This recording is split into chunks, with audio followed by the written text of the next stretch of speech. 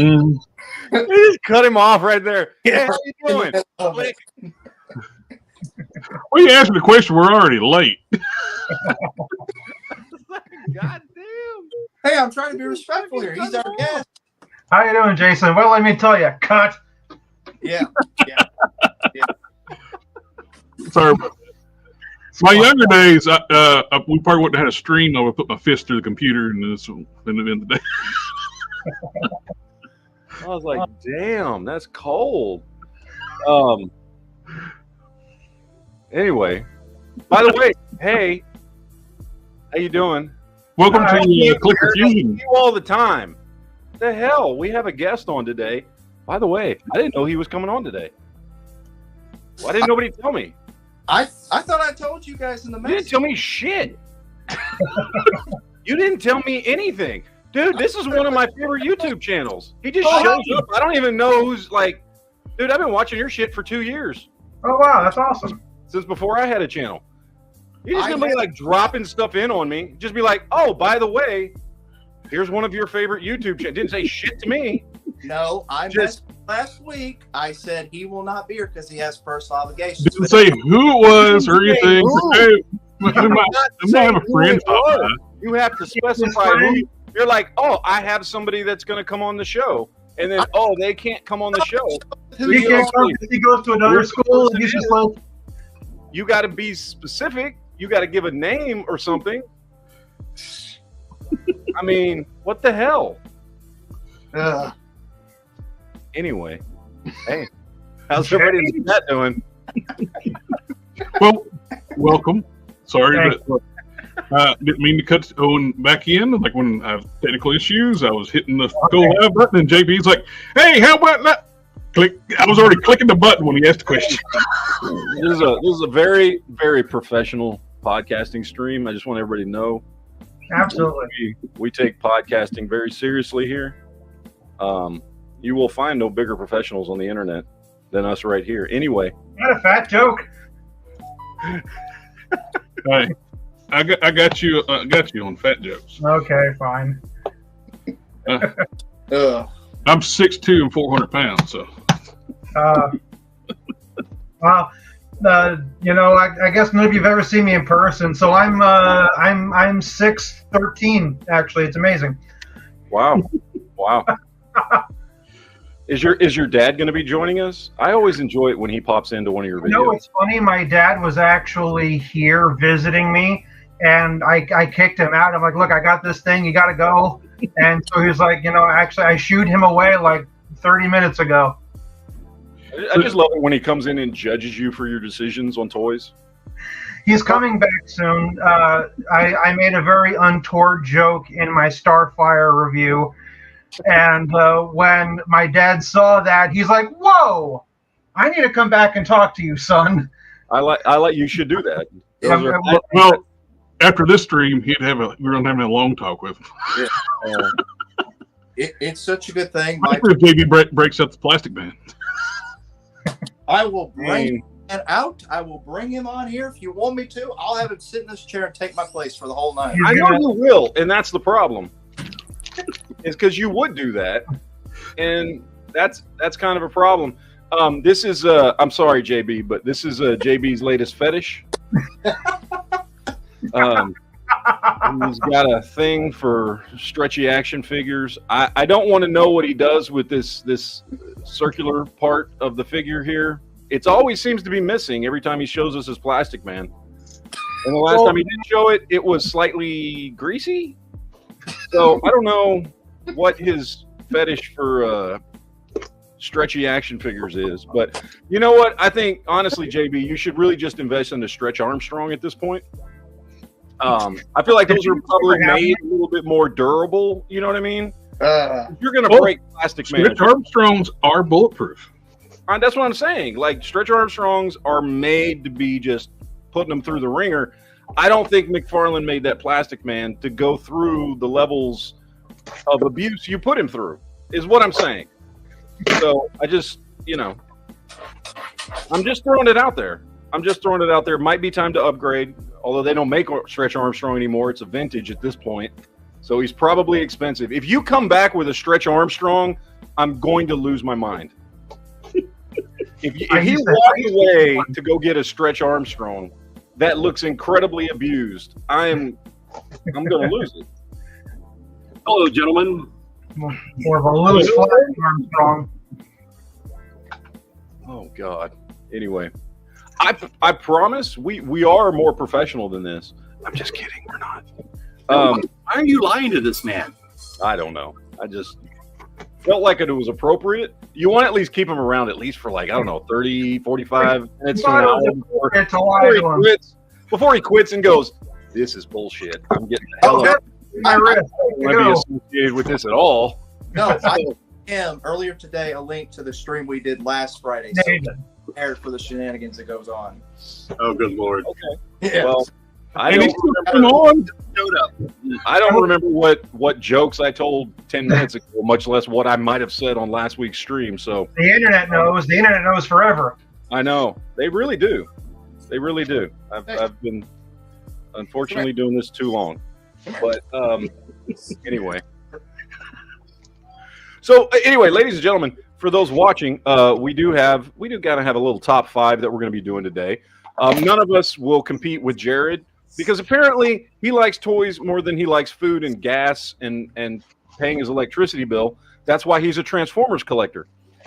I on the other hand, I like having money for other things, so I don't collect Transformers because they're hell of expensive. So when we do our top 5 tonight of our most quote-unquote expensive toys, Jared's will blow all of ours away because he has like, I don't even know at this point. You were telling us, I don't want to blow your load for you prematurely there, Jared, but he's got a lot of really expensive Transformers. Yes. Because apparently that's normal for Transformers collectors to spend 3 paychecks on one figure. I still find it hilarious that the drama toy channels were like, oh, the Transformers have the last one. It's $250. It's too expensive. And it's like, that's nothing to a Transformers collector. $250? You're getting 3 figures for $250? It's like, yeah. That's like complaining that a $300 hot toy that's too expensive. No, that's what people are used to spending on hot toys. Like right. Transformers are on a whole nother level of collecting, unless you just stick to the basic lines that you like get at Walmart and stuff, which are fine. And I do have a few Transformers, but like if you get like Jared here and get really into Transformers and have been really into Transformers, how long have you been into Transformers? Since in utero? This is the 40th anniversary, 40 years. Yeah. So yeah. Well, no, you've probably been into Transformers as long as I would have been had I had the money to collect them, which is what, 84, right? 84, right? We were both the same age, so we were both watching original Transformers back in the day. Mm-hmm. We're old, is what I'm trying to tell the audience. We're old. Yes. I don't know if somebody got that. If you caught up on that, we're old. But yeah, so you've got a lot, and I don't know when you want to do the top 5. I don't know, or we can do toy news first. It's up to you, collectively, the you that is in this room right now. I'm just happy to be here. I hope so, because you're never coming back after this. I promise you that. You won't want to. This will be a shit It's show. not like you're not allowed. You just don't want to. Oh yeah, you're totally You know allowed. what I do? You just won't want to, but that's okay. If everybody wants some stuff this week, I got some stuff. So Let's go ahead and just like do all. Hey, JB, it's got to be legal, not illegal stuff. it is legal. It is legal. Don't worry. It fell off a truck. Just so you know, when he says he's got stuff, it's usually in little white baggies. It ain't plastic, man. It ain't no white lube either, Quinn. So calm yourself down. It ain't none of that. Well, I live in Florida, so all the baggies Did you are get a blue. tissue cover? Did you get a tissue cover? Man, Actually, okay. My wife, I'm going to tell you this. Today, she went to a store. And no, she went to a store. No, listen. A wife? Let him speak. Let him speak. Listen. She went to Walmart. She ordered online. Before she went, she ordered toilet paper because they didn't have none in our store. When the toilet paper came in, it was 3 times as big as what she ordered. The toilet paper. So it's like, was there a Transformer in it? Put your hands down, buddy. Anyway, I love you, JB. What he's But saying sometimes is, you make it too easy to give you shit. so he needs a lot of toilet paper. Yeah. Anyway, I'm still mad at JB, by the way. I think I'm going to be mad at JB for a while. What for? I just told you, you're going to throw on one of my favorite YouTubers and not even fucking tell me? Are you serious? I wanted to surprise you. I thought you liked surprises, man. I got to be, I would have I don't know, I'd have prettied up, got something on, tried to look a little attractive for our guest. You know what I mean? Maybe I think you're plenty pretty. I mean, I wanted to at least try. I didn't even try. I'm just wearing the same crap I've been wearing all day. You know what I mean? I didn't dust my shelf. You know what I'm saying? I think we're like, I think we're all I dressed. don't know. I would have done something different. I don't know what. It's ridiculous. I apologize. So what did I miss? Maybe What did the interview? Well, I mean, we have a guest here. We should let him speak about whatever the hell he wants to talk about. Oh, anything I want? No. Well, I can just put him on the spot. Go ahead. Give us some insightful thoughts there, sir. Gather around. So I'm curious. I don't know what everybody's collecting habits are here. I know that you're big into Transformers. I mean, JB, I have a pretty good idea. Everything. I have a pretty good idea of your plastic predilections. Did anybody attempt Same to here. or I collect successfully get any of the collector editions that went live today? I did. I ordered. Okay, you got them, all three? I ordered. Yeah, I ordered all three. Wow. He's talking about McFarlane, Matt. By the way, I know. I got it. Well, I got some McFarlanes. I have some McFarlanes. Mm-hmm. I don't have a. I had a lot more. okay, you might get the story of I got these in too. I got the canopy sets. Oh, okay. Nice. For the Batmobile? Yep. Nice. I got the gloss and the matte version. Okay. Okay, Matt, you'll have to fill him in on the story of why you don't collect McFarlanes anymore. Well, it's not a big deal. It's just I went through like a 2-year period of time of just being really disappointed that everything McFarlane's DC Multiverse put out. I like McFarlane as a company. I think their Warhammer line is one of the greatest toy lines of all time. And I still have McFarlane stuff, but I, over the last couple years, have been disappointed. So about a year ago, I started focusing more on and now you can see more of the old school DC stuff. You know, DC Collectibles, DC Direct, and I started focusing more on picking up older stuff as opposed to buying. I know I like McFarlane. I know he can do a good job, yet it seems like he just never wants to, and I don't know why. And I don't know why we have to get 27,000 Batman every year, and none of them look like the same human being under the costume. Every single one of them has a different body type, a different face. Everything's completely different. He likes to over-texture every figure instead of just giving us classic looks. I just got disappointed with him, so I stopped picking up his stuff, except for occasionally. For the longest time, too. I still love his interpretation of the character, not actually what the character is supposed to look like. It's Green Lanterns. It's not a secret for anybody who watches the show. I've just been disappointed with them. And when they came out, we don't have scale within his own line. None of the figures are in scale with one another. But that is years in. I remember when the first wave of DC Multiverse came out, and Batgirl was as tall as Superman, and the Batman Who Laughs was shorter than And I remember there's a couple of waves. They're getting into their groove, and then it's like, okay, 4 years later, and you're still kind of struggling with that. I love Jay Hernandez when he's done the impersonation, he's done Todd's voices. It's all about perspective. See, if you hold them up, he still does some good figures. There's figures that we're going to talk about tonight that have been that are up for pre-order that I want to get. I still picked up some stuff, occasionally when he has good figures. Just as a line, I've kind of backed away from the DC Multiverse line because I found myself just buying stuff just because, like, well, it's the new figure, I'll buy it, and then I didn't care about it. Like, it would just sit there on the shelf. So I was like, maybe it's time to find DC figures that I care more about, and so I started going back because I wasn't collecting I didn't start collecting again. I'd quit collecting back in the 90s, late 90s. And I didn't start collecting again until like 2013-ish. And when I got into it, I focused on a lot of vintage stuff from the 80s when I was a kid. And I kind of missed the whole DC UC thing.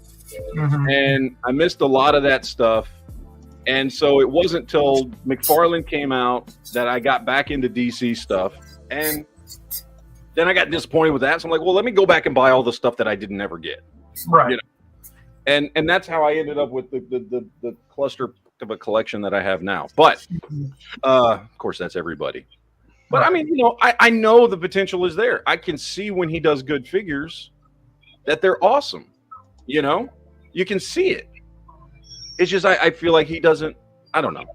He likes Batman too much. I get it. It's Batman. I get it. But come on. It's Batman. One of my favorite figures he's done is the Speeding Bullet Superman. Because he thought it was Batman, he did put a lot of effort into it. And that one amazes me because that one's a completely new sculpt. It's like that one got the completely new sculpt. We got extra hands on it. I feel like, and I could be wrong, because it's been like a year. I feel like it came with a flight stand also, but I can't remember. But I thought it came with a flight stand. And then we've only seen that body again for the Walmart exclusive Black Lightning, which wasn't even really an appropriate use of that body. Yeah, body makes no sense for Black Lightning. Right.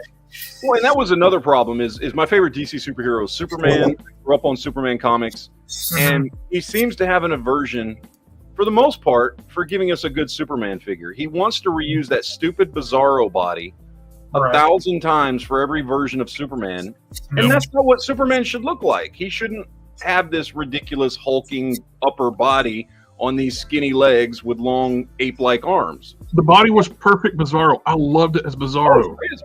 Yeah, it was a great Bizarro. It's Superman, because the weird proportions works for Bizarro, because he's a disfigured clone. But anyway, that's been the standard for his Superman figures. Well, it's kind of like how, like for the longest time, and still in a lot of ways, Hush or Three Jokers or Year Two, however you want to use it, is the standard Batman. I mean, technically speaking, Year Two was the first release of that body, but, you know, nobody got it when it came out. So really, we all think of it as the Three Jokers body, and that became both versions of Hush. It became Batman, or the vampire version. It's Two-Face. It's, I know there's more, and I'm just kind of blanking, but it's like, I mean, it's a nice body for, you know, gigantic. Yeah. Toy Games was talking about the Action 1000. That's the body they're using for that SDC this year too. That gold Superman, and that is the best Superman I think they put out. The only thing it's missing is double jointed arms. Yep.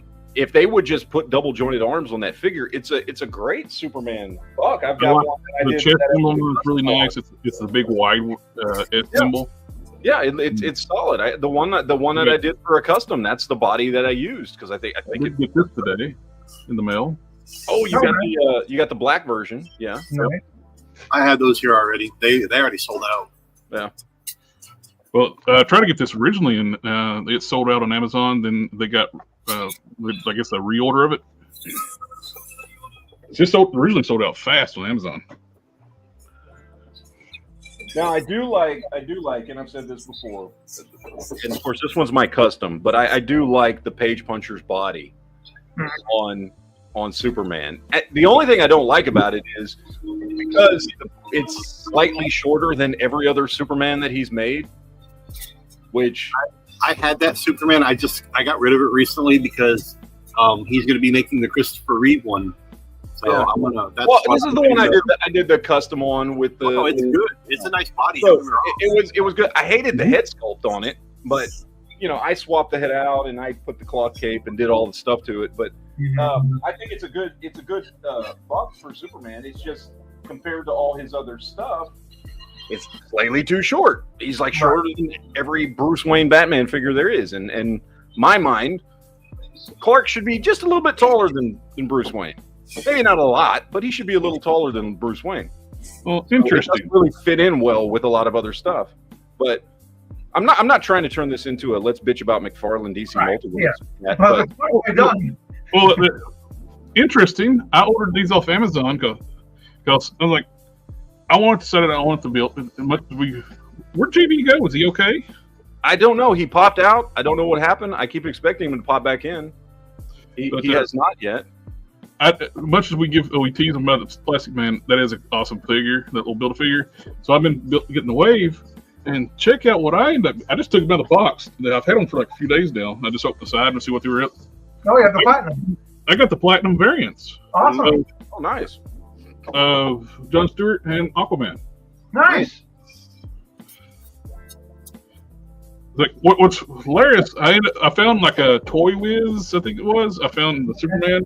He's sold out everywhere. Like everywhere you go, he's like must be the one everybody wants.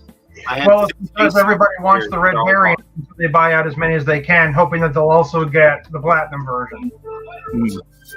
Well, there's at least one Platinum, if not two, in each case, depending on the characters. Okay.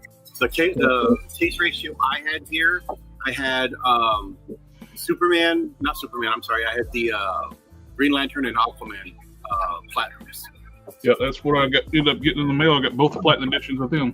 And then I've heard some stores, Walmart specifically, getting nothing but a case full of Platinum. Huh. What I don't like is the fact I got the Platinum Aquaman because I don't like the Platinum Aquaman. I want the regular one. Better. I will just say, I just heard from JB. He said his power flipped off at his house. He's waiting for it to get fixed so he can hop back on. So it is a day for technical difficulties. So you mean I do like the John Stewart, except for the fact he's got a peanut head. Yeah, his head is a bit too small. That is a tiny little head. Annoying thing. It's like, heads are often too small, or legs are too big, or this one's suffering from the tiny head, long legs. Yeah. Well, and that's another thing is, I swear, and it's more prevalent on some figures than others. The best example I usually use is the Rebirth Batman, which is clearly it's a 6-inch scale figure with 7-inch scale legs. Right.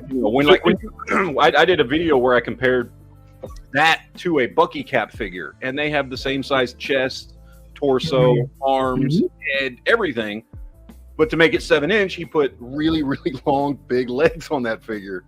And he does that from time to time. And it makes me wonder, like, why don't you just do 6-inch scale stuff? Because, I mean, that's what people want. More people would rather have a 6-inch scale line that goes with all their older stuff and stuff like that. Right.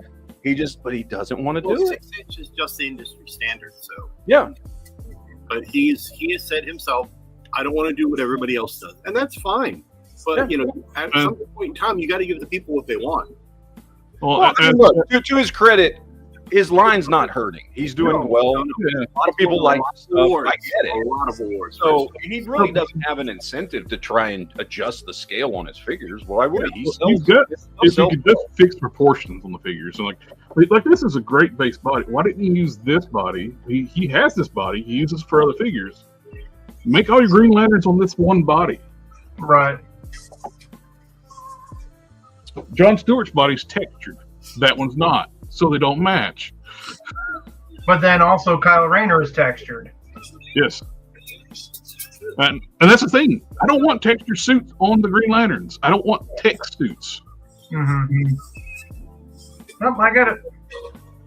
All right. Speaking of McFarlane, though, we do have some McFarlane news this week. Okay. So we did get the new Warhammer releases for the 2 new figures. Okay. Of course, we're getting the what do they call them? The blank versions, anyway, the artist proofs of those. Again, as I said earlier, I love this line. This line is awesome. I'm not even a Warhammer fan. I love this line. This line is great. I've got almost the entire collection. I think I'm missing 2 at this point of the figures that have been released. Maybe 3, 2 or 3. It's a fantastic line, dude.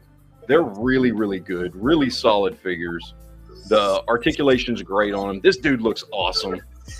I don't know who this is. I don't play Warhammer. I don't know who it is. I just know he looks cool. That's Darth is oh snap, it's Fappy. Yeah. Hey there.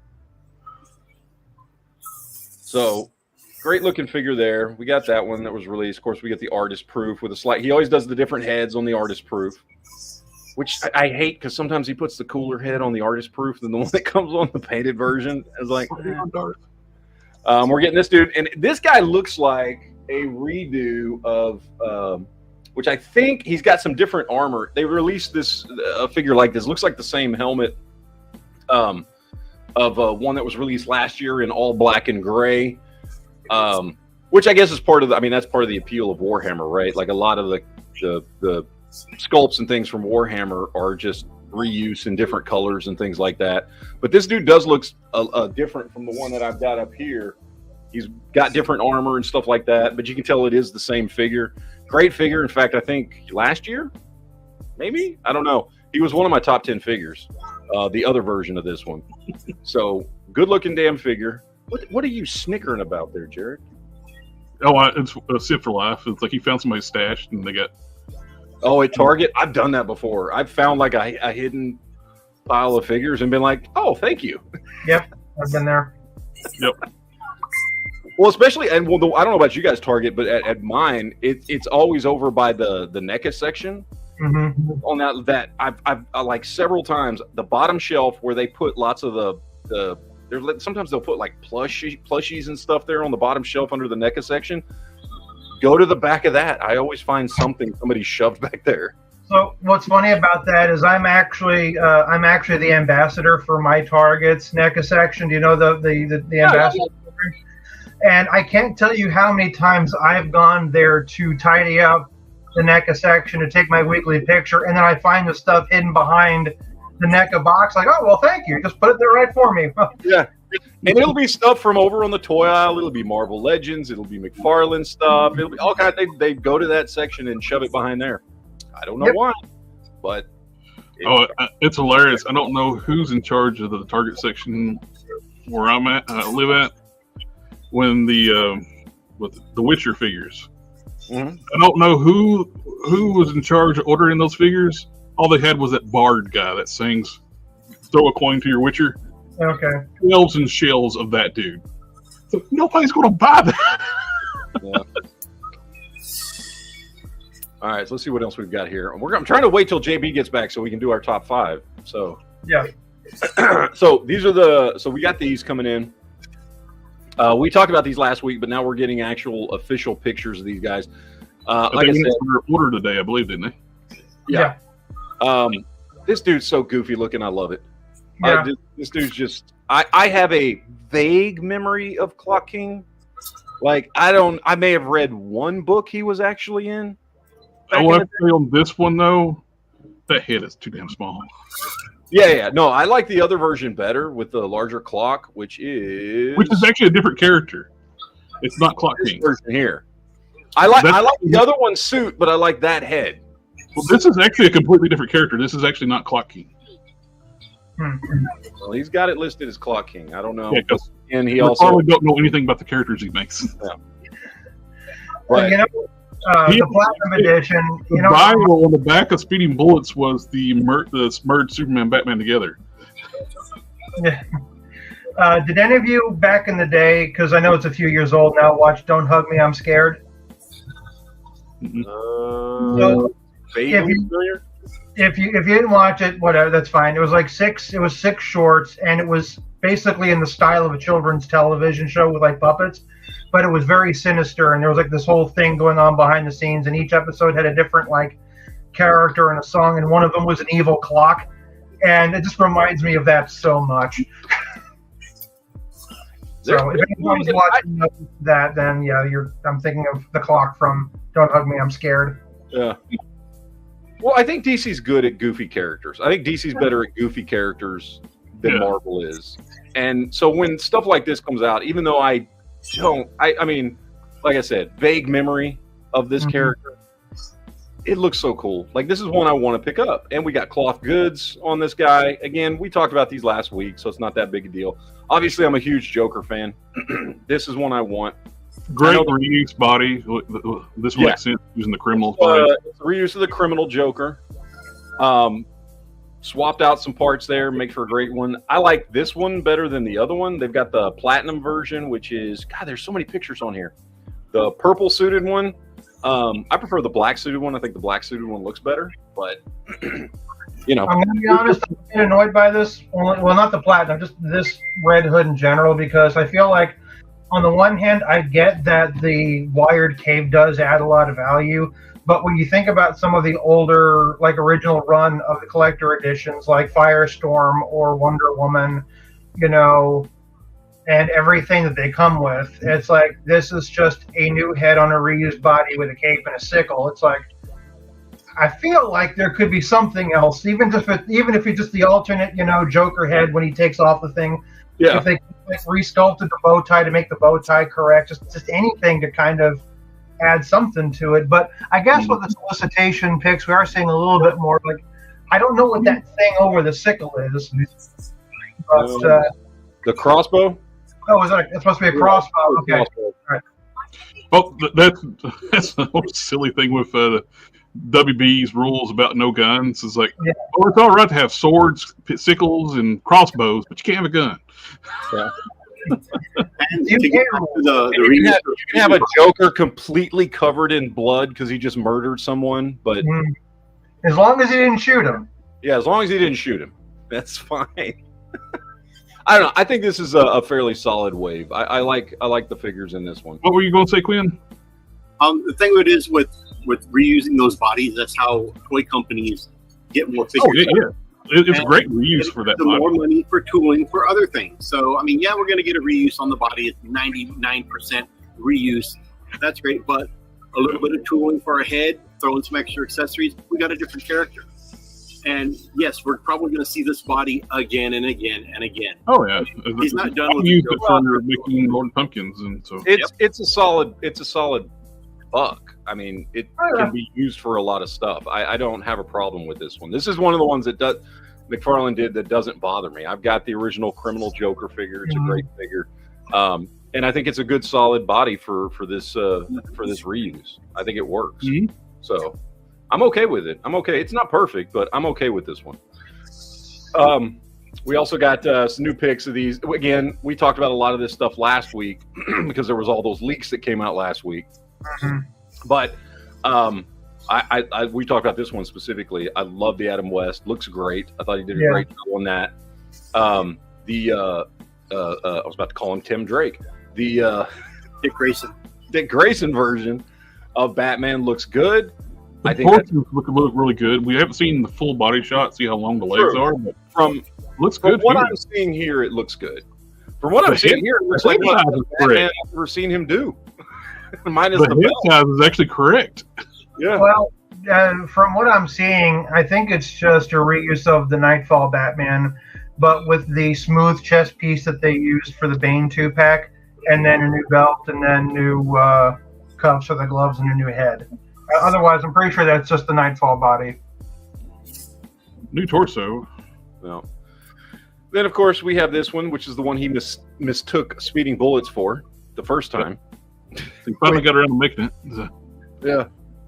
So, I never read this comic, so I have no attachment to this version. Of I love that.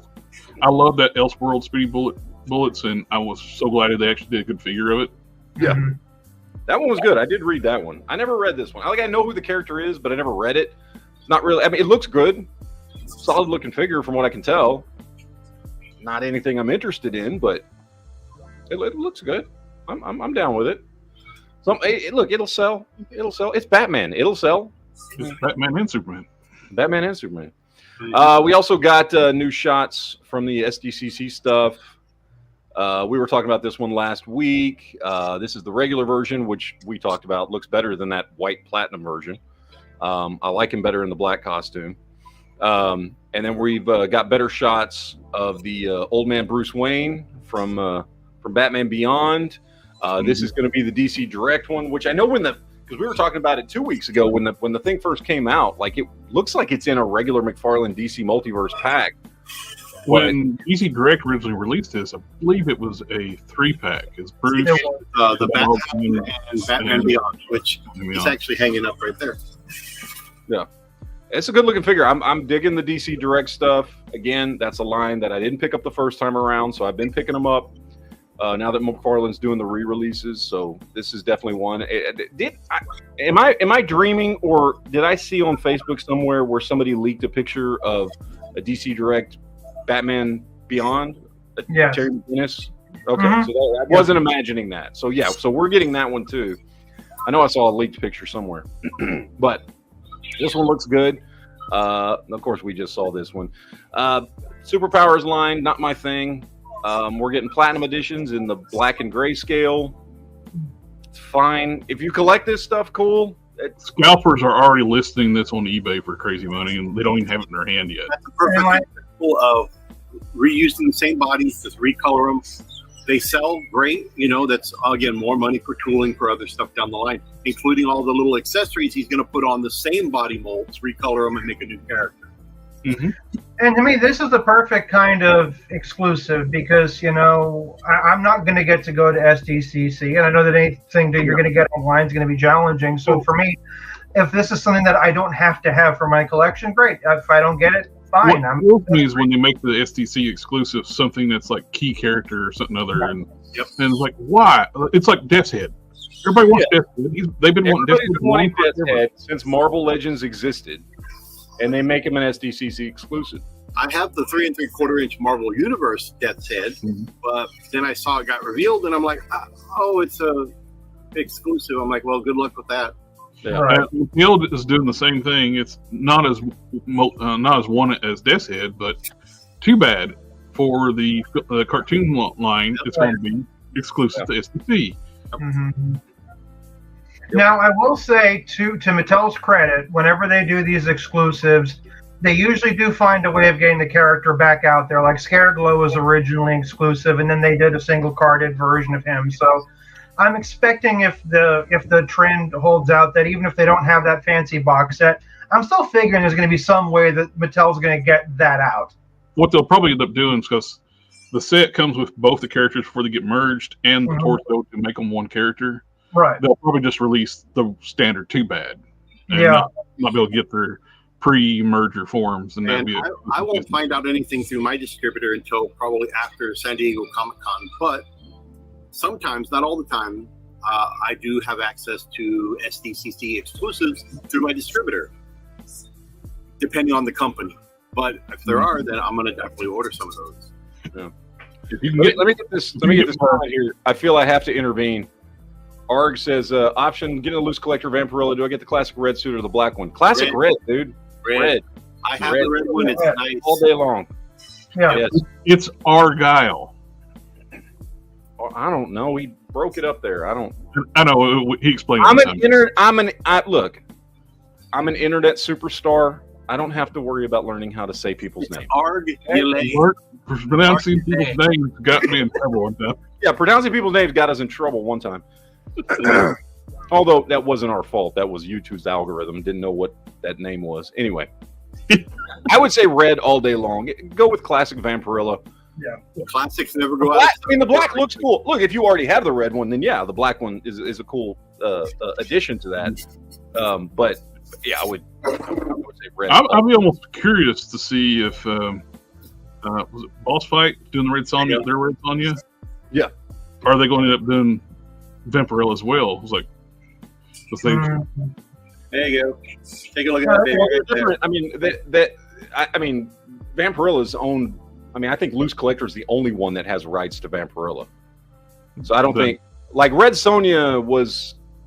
That's not something that only Loose Collector had the rights to. So somebody else was able to come in and do a version. The Dynamite characters is like I don't know if they're being Red Sonja is owned by somebody else because they got onto a independent comic book company. He was doing a parody character calling it Blue Sonja. They gave him a cease and desist to pull it. Okay. And he had like redesign the character, rename it. And... let's see what else we have. Mafex released this image today. They're going to be doing an Amazing Spider-Man 2. That answers a lot of questions. So I'm very excited for this. Huge Spider-Man fan.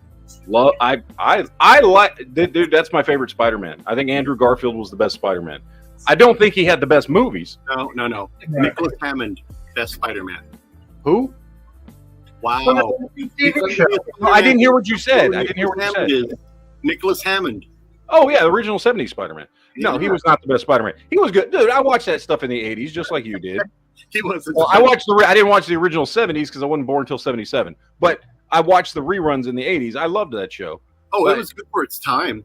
Oh yeah, I love that show. But no, out of the movie Spider-Man, Toby, Andrew, and Tom, I think Andrew Garfield, to me, and being a huge fan of Spider-Man, he was the one that, to me, kind of, I don't know, encapsulated Spider-Man the best out of all three of the actors. So even though he didn't have the best movies, I mean, let's be honest, he didn't have the best movies. But the way Peter was played was a little on the whiny side. I will admit that. And this comes from somebody that loves Spider-Man. Oh, well, dude, if anybody, all like, I don't know, 200 people that took the time to watch my ridiculously long video on comparing all the Spider-Man movies. Because, everybody wants to watch a 35-minute video about that from some channel nobody's heard of. But if you did, I think Tobey Maguire did the best Peter Parker. Andrew Garfield did the best Spider-Man. Tom Holland is fine. I like his movies. I think he does. I think the Tom Holland MCU movies are great, but he's neither the best Peter Parker nor the best Spider-Man. But he can do all the flips. He can do all the flips. He can, in fact, flip. He can do that. And apparently, they're very happy with him, so they're going to green light 2 more trilogies for him. He better sign that paper really quick because his other movies don't do crap. Dude, there's so many rumors, and they've been flowing for a while, but there's rumors now that Andrew Garfield is actually going to make a cameo in Venom. Actually, the rumor is they're going to do another solo Spider-Man movie with Garfield and another solo one with Maguire. Specifically, this rumor is that Andrew Garfield makes a cameo in Venom: The Last Dance. Now, I don't know if it's true, but I know that, and we've talked about this many times before, if you were going to have that version of, Venom, which I like those movies are fun. If you're going to have that version of Venom be from any universe, it should be the Andrew Garfield universe. That should be the universe that version of Venom comes from. We know he doesn't come from the Tom Holland version from the MCU because we saw him, flip back and forth between universes after No Way Home. But and he obviously he's not the Venom from the original version, Spider-Man 3, which was just he's not in Foreman. Yeah. But I think he works perfectly in the Andrew Garfield universe. Mm-hmm. And so if that's true, I'm just keeping my hopes up. It's probably BS. I don't know. But if it's true, that would be pretty awesome to have Andrew Garfield Spider-Man, even if it's just a quick little cameo. Just pop up in the last Venom movie. So I would be very happy with that. And anyway, going back to the figure, since this is a toy show, sorry. But we do our geek chat tomorrow night. That's tomorrow night where we just talk about movies and TV shows. But this thing, I mean, the 3/4 of it I can see looks awesome. The Mafex does great stuff with Spider-Man figures. They knock it out of the park. Best Spider-Man figure ever. Mafex 185.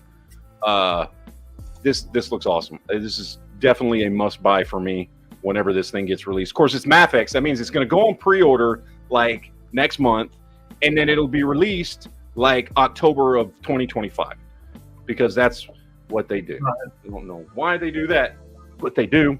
But this looks cool. I'm digging this quite a bit. Next up, we've got new loyal subjects, SDCC exclusives for TMNT. This is a line I have slowly gotten into in the last few months. Didn't want to get into it at the beginning.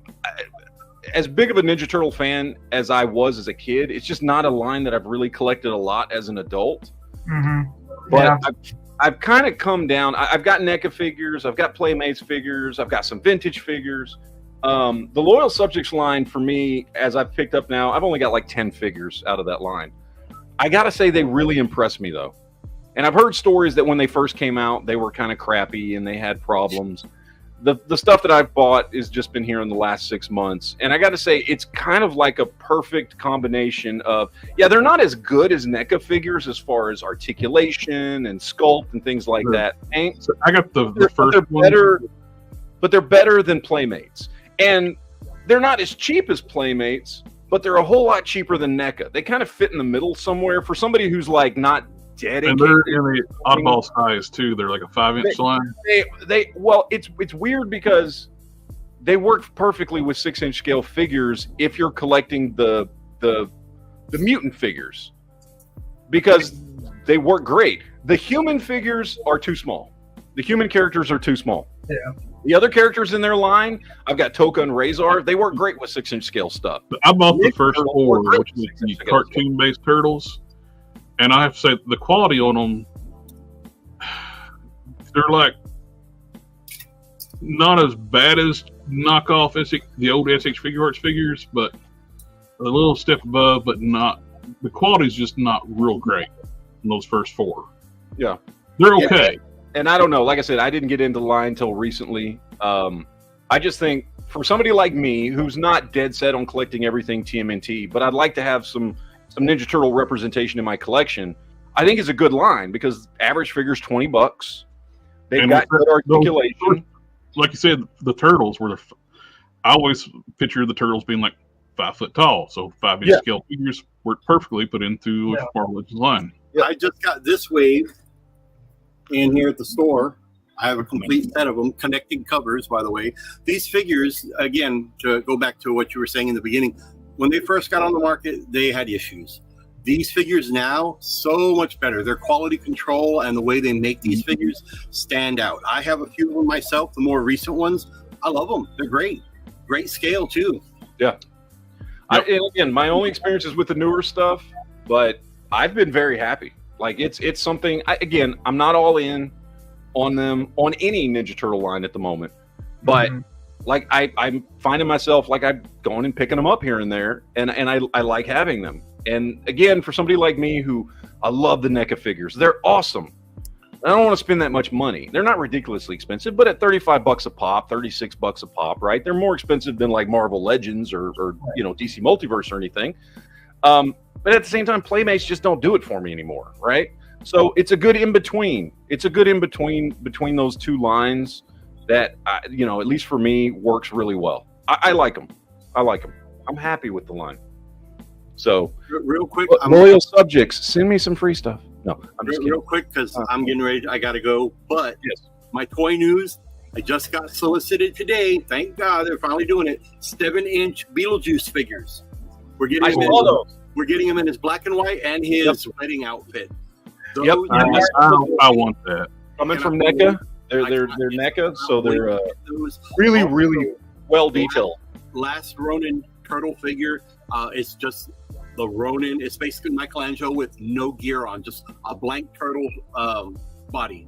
And he comes with 4 heads. So technically, if you really want to do like Last Ronin turtles, but with no gear, you can make each one with a different head and say it's Michelangelo, Leonardo, Donatello, Raphael. That figure looks really good. So I saw that. That looks really cool. Getting those in before the end of the year. And that 2-pack there, while I have a Donatello, I want that damn metalhead. That metalhead looks great. Yeah, that does. It glows in the dark too. Oh, nice. The chest, when it glows in the dark, it looks like a circuit board. Oh, that's cool. That's cool. It's like, I'm not familiar. I know these turtles, this new stuff they're coming out with. These turtles are from the new comic line, right? So I've never seen this version of Metalhead before. He's not, but it looks awesome. It's the new IDW. Yeah, I haven't read that comic, but it's a great looking Metalhead, man. Yeah, it looks awesome. But with that being said, gentlemen, gotta go. Gotta clock out. Slide down that dinosaur. See you later, Quinn. Nice meeting you. Nice meeting you too, bud. You ever need anything, reach out. Quinn Comics. Thank you. And until next time. Yeah, Quinn's great. He's got the Beetlejuice. So the Beetlejuice figures, they are not new. They are reissues of the old cult classic figures, kind of like they just did with Hannibal Lecter. So they're not ultimates. They're just the old figures, just on new blister cards. So hopefully with the new movie, we will get ultimates, with all the articulation and accessories. But for now, the two that they're reissuing are just the old cult classic ones. So the tuxedo and the striped suit. I see that. I just pulled up the pictures on Toy News International. Yeah. That turtle does look great though. The naked turtle. Yeah, it does. Kind of reminds me of Tron with the circuitry and everything. Yeah. Yep. Looks cool. Let's see. And then I think this was the last Ronin stuff. There it is. That's the turtle he was talking about. Yep. Yeah. And he's uncomfortably naked. Like that makes me uncomfortable looking at how What's naked. weird? All he wears is a freaking belt and a bandana, but he looks so naked.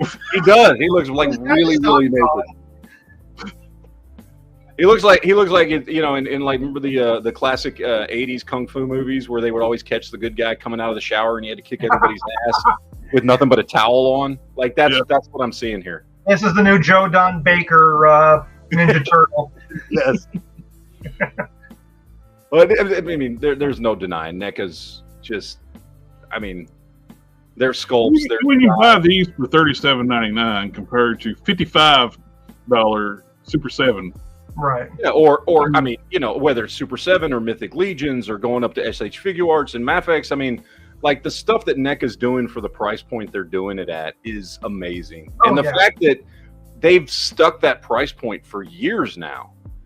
And I mean, they're one of, I think, when it comes to, pound for pound, getting your money's worth, they've got to be one of the best companies on the market right now.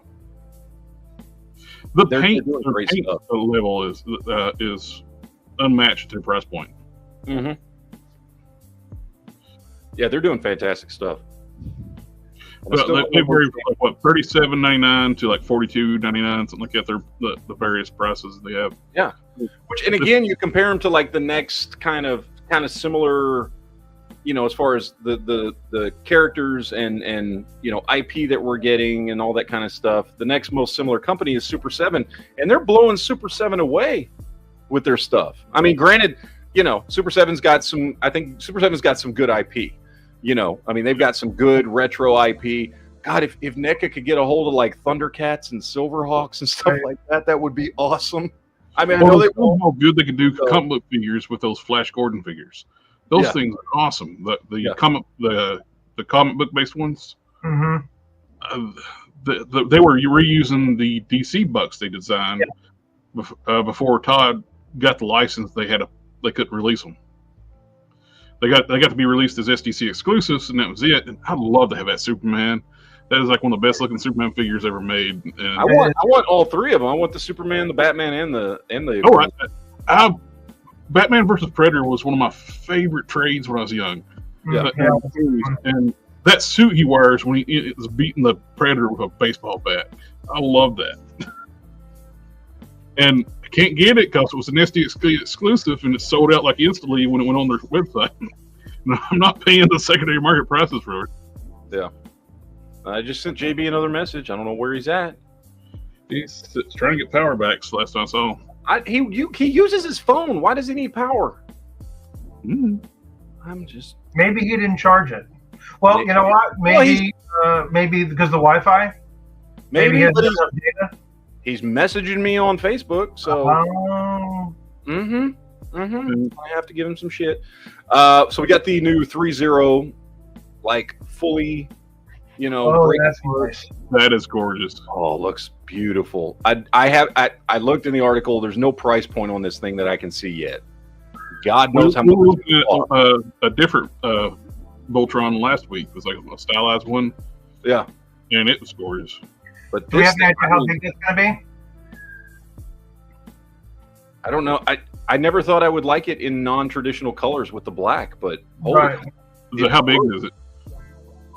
It works. It looks gorgeous. How big? I'm going to see if I can find it. Let's see. What do we have here? 10.5 inches tall. Okay. So it's not huge. No. And then no price point yet. I'm sure it's not going to be cheap. No. But I mean, I love that it's, like not just a figure. Yeah, you got all of them.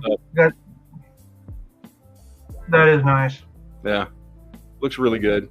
I still remember being a kid and my parents taking my Voltron away from me because of it being all lead paint. Oh, no. Yep. No. Yep. That's how we had fun in the 80s, was huffing lead paint. Well, that's how the Gen X got to be the strongest, because our toys would kill the weak. True. Here, I have to take away your Voltron. Now go outside and play with your jarts. Yes. There you go. And drink out of the water hose that's never been cleaned and been sitting in the dirt. God damn. I did wish my kids could experience what it was like in the 80s. They'd have a panic attack. They would take their electronics away. What? What do I do? Yeah, I don't know. Dig a hole in the. That's what we used to do. We used to go outside, and I would dig holes in the dirt to make like canyons and stuff for my X-wings and my Millennium Falcon. Well, I had like G.I. Joes and whatever. And I grew up in a coal mining town, so I would like actually make strip jobs on the hillside and stuff. Oh wow!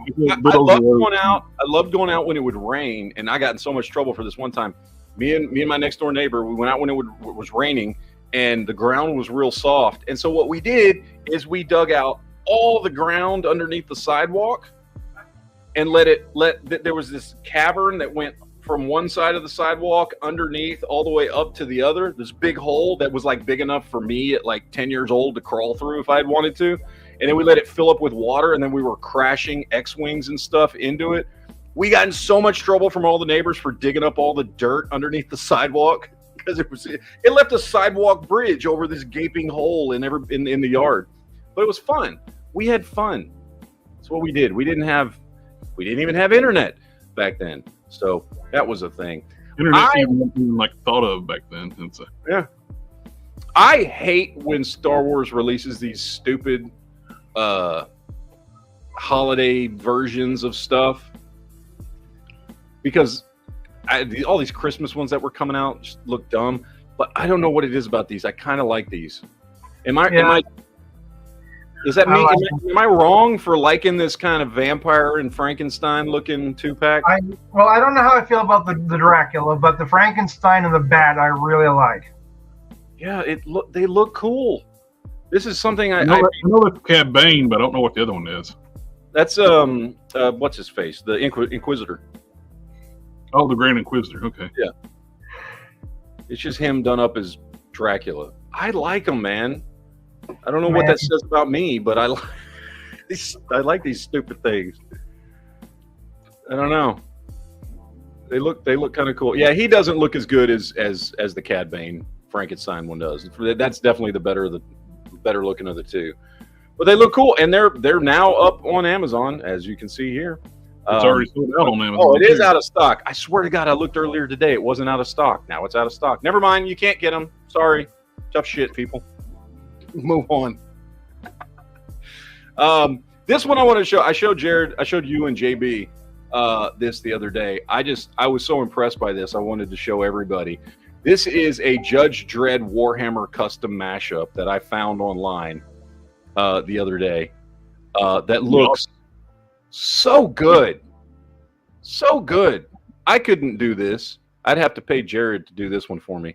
But damn, did they do just a fantastic job on this custom here. Like, it just looks perfect. I don't know where they got that helmet from. I'm assuming they made it. They 3D printed it. You can see there's some of the Warhammer face kind of back underneath it, but I can't tell which one that's from. But such a great job that they did on this custom here. They did a really good job. I dig it a lot. I'm willing to bet he hand sculpted that head.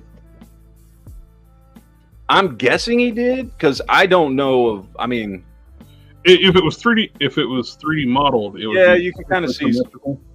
Yeah, it is very clean still, but you can still see some aspects where it was hand sculpted.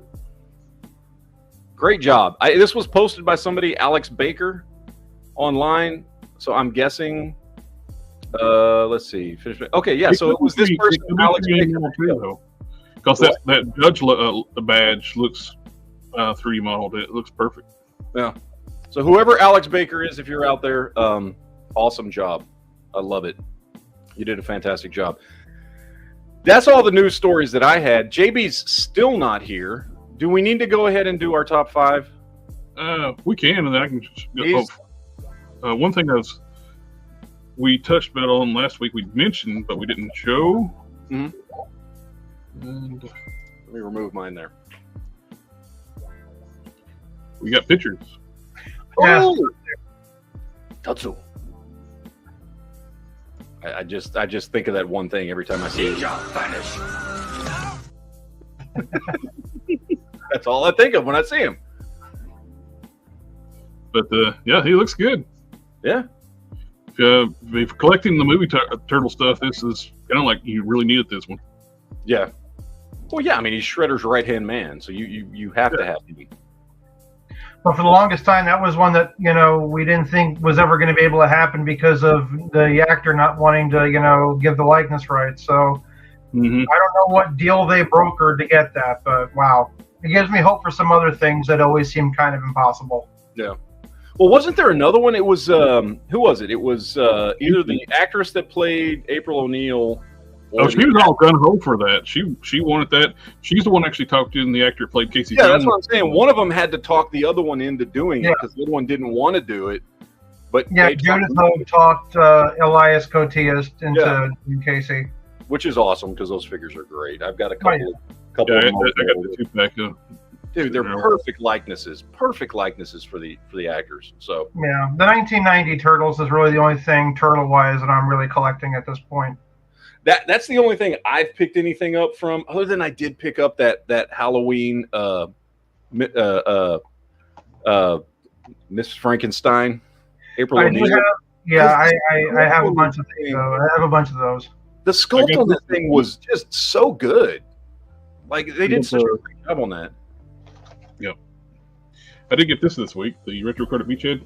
I saw that. Yes, it looks great. I saw somebody else post about that online, and it looks awesome. Which is great because the original Beachhead was one of those Cobra Island exclusives, so hard to get. And the original one too, they ended up like reissuing a few times, and each time the eyes were a different color. I've got the original one that I picked up in a shop. So I've got the original Beachhead, but yeah. And I got these pretty quick too. AliExpress has the premium DNA. Wow. I ordered mine. It hasn't. I mean, of course, I think I just ordered mine on Tuesday. So, and these are on AliExpress for like less than half what you pay for at other stores because they're like $55 at Big Bad Toy Store for this, and I think $30 for this. The head pack. Nice, dude. I paid $18 for mine. Oh wow. They were ranging anywhere from like $18 to $25, depending on what seller you bought them from. But I bought from it was like $42. I bought from the Express store, the official store, because you get quicker shipping through them than you do buying from one of the random sellers. I got this in like 8 days or less, which is unheard of for AliExpress. Because I buy stuff from slip covers too. The slip covers too. I left them upstairs. But these are legit. These are not any kind of KO. I don't know. There's two stories that people are rumoring about, but one's like Premium DNA didn't like this batch and they refused it and made them make some more. Another one is where it is Megalopolis. They didn't pay the factory. And the factory's like, we're selling the rest to make up the cost. Well, whatever happened, I mean, they flooded the market all at once about 2 weeks ago. They flooded the Chinese market. And it's for anybody if you've bought KOs before, like there is a time lag. Like you don't get KOs before people are getting their pre-orders. Yeah. So it's an easy way to know that they're not KOs. If they were knockoffs, we would be getting them sometime next year. We wouldn't be getting them now, while some people still have these things on pre-order from BBTS. These things look great. They look like if these were like rejects, I can't see what for. I know they'd be like a batch. Some would be good, some would be bad, whatever. Yeah. But so far, I haven't taken them out because it's hard for me to still handle anything. Like we're in basically 1.5 hands. Yeah. Well, I can't wait to get mine in. I've seen a couple videos pop up online. People have gotten theirs in, and they look every video I've seen. They look fantastic. And then I expect the head pack actually comes with the earthworm body too. Oh, nice. So you can, too bad they didn't come with like multiple earthworm bodies, so you could actually have like a little army of earthworms. Yeah. But Well, maybe he's in the chat saying he got his earthworm gem ordered. Yeah, I bet he ordered his like the day before I ordered mine. He said he got them. I guess that's why he asked me if I did a review on it, because he was wanting to do it. So, don't wait on me, because go ahead and make your review. What's funny is I was going to release my She-Hulk review the same day he did his, and then I saw he released it, and I went, son of a bitch. So I released the Cable video that I did, but I'll save She-Hulk for next week or something. But let's see what else. Well, I have been a bad toy collector. I haven't bought anything this week. I've bought nothing. So I got nothing new to show off this week. He went to town. The what? I was checking his chat. He's like, he left, went shopping. All right, so I don't want to be too forward. Do we call you 5 POA or? You know me, Jason. Okay, I don't know. Yeah. All right, cool. I'm just saying. Have you picked up anything this week that you haven't? The only things that I got this week are the Mafex Bane that I did a video of that came out today. Shameless plug. Mm-hmm. And then I don't have it handy, but the DC Digital whatever Atom. Those two came today. I got that Bane sitting over in the box. Still haven't took them out yet. Okay, it's so nice. I want to finally get a proper scaled Bane. Because I don't know why McFarlane made him a giant mega fig. Because Bane's not that big. Right. He's like, if Batman, because I think canonically Batman is supposed to be like 6'4". And if Batman is 6'4" compared to that Bane, then Bane must be like 9 or 10 feet tall. Yeah. Yeah. Well, the comics Bane was a little taller than Batman. Yeah. He was just much wider than Batman. Right. Bane was about a head taller than Batman. And I mean, at the same time, it also depends on which artist and whatever. And I get it, but I mean, some of the mega figs. That era Bane was never that big, though. No. New 52 is when they made him like a giant. Right. Yeah. I wish that there was like a middle ground between regular sized figures and mega figs. I love the scale. I love the size of like Clayface. Well, he did Lobo, and Lobo was like in between. True, but originally Lobo was released as just a regular release. Right. Now, we've got Lobo again in that vehicle pack, but I feel like we probably wouldn't get Lobo as a single carded anymore, not for like $22 anyway. No. I feel like. So. Well, we're definitely seeing some shrinkage in Marvel Legends because some of these newer figures are like getting shorter. Yeah, the Ghost Rider is ridiculous. That Ghost Rider, when those in-hand pics came in of Ghost Rider and how small he is, he looks like true 6-inch scale, which is ridiculous for Danny Ketch. Okay, thank you, Tim. But I don't know. I mean, that's the only one I've seen recently because Marvel Legends has been doing a lot of stuff on the Vulcan bodies and things like that, which are taller figures. So most of the figures have been pretty, appropriately scaled for the rest of their line. But I don't know what happened with that Danny Ketch figure. I don't know why he's so tiny at this point. So hopefully that's the only one they're going to do that to. I don't know if it was for them trying to keep it in the $50 price point because the bike's small, Danny's small. Then they turned around. Odin's a giant, and he's what was it, $70, $60? Yeah, I think it's 60 for Odin. I think. Yeah, and I would have paid 60 for a bigger Danny. Yeah. I'm still getting it because I like Danny Ketch, but I'm going to probably build a new body for him because it's too damn small. Yeah. I mean, I'm torn because I know that once I get him and he's on the bike, unless I take him off the bike for figure photography or for comparison shots in a video, he's going to be living on that bike forever. And if I have the bike, jacked up like it can be, it's like I don't think you're going to really notice it on the shelf. I'm buying 2 of them. One to leave alone. One I'm going to use the parts to make it better, Denny. Mm-hmm. Matt and I both have a better bike. Yeah. We have a friend of ours that's 3D modeling, 3D printing. Okay.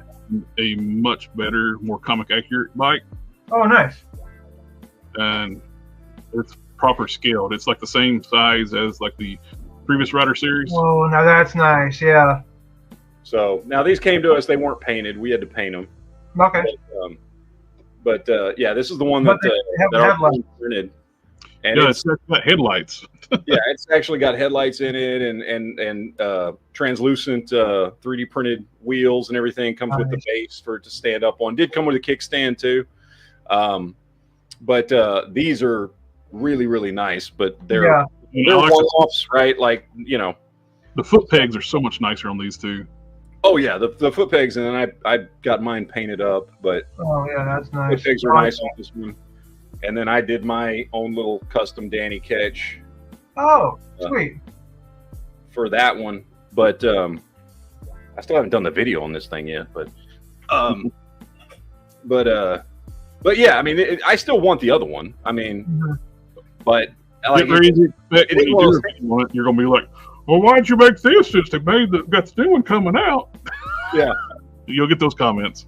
Oh, I know I will, but honestly, I mean, after seeing that, I'm like, well, certainly the bike's better. I mean, the Danny Ketch, their Danny Ketch looks much more like Danny Ketch than mine. Mine's kit bashed, you know what I mean?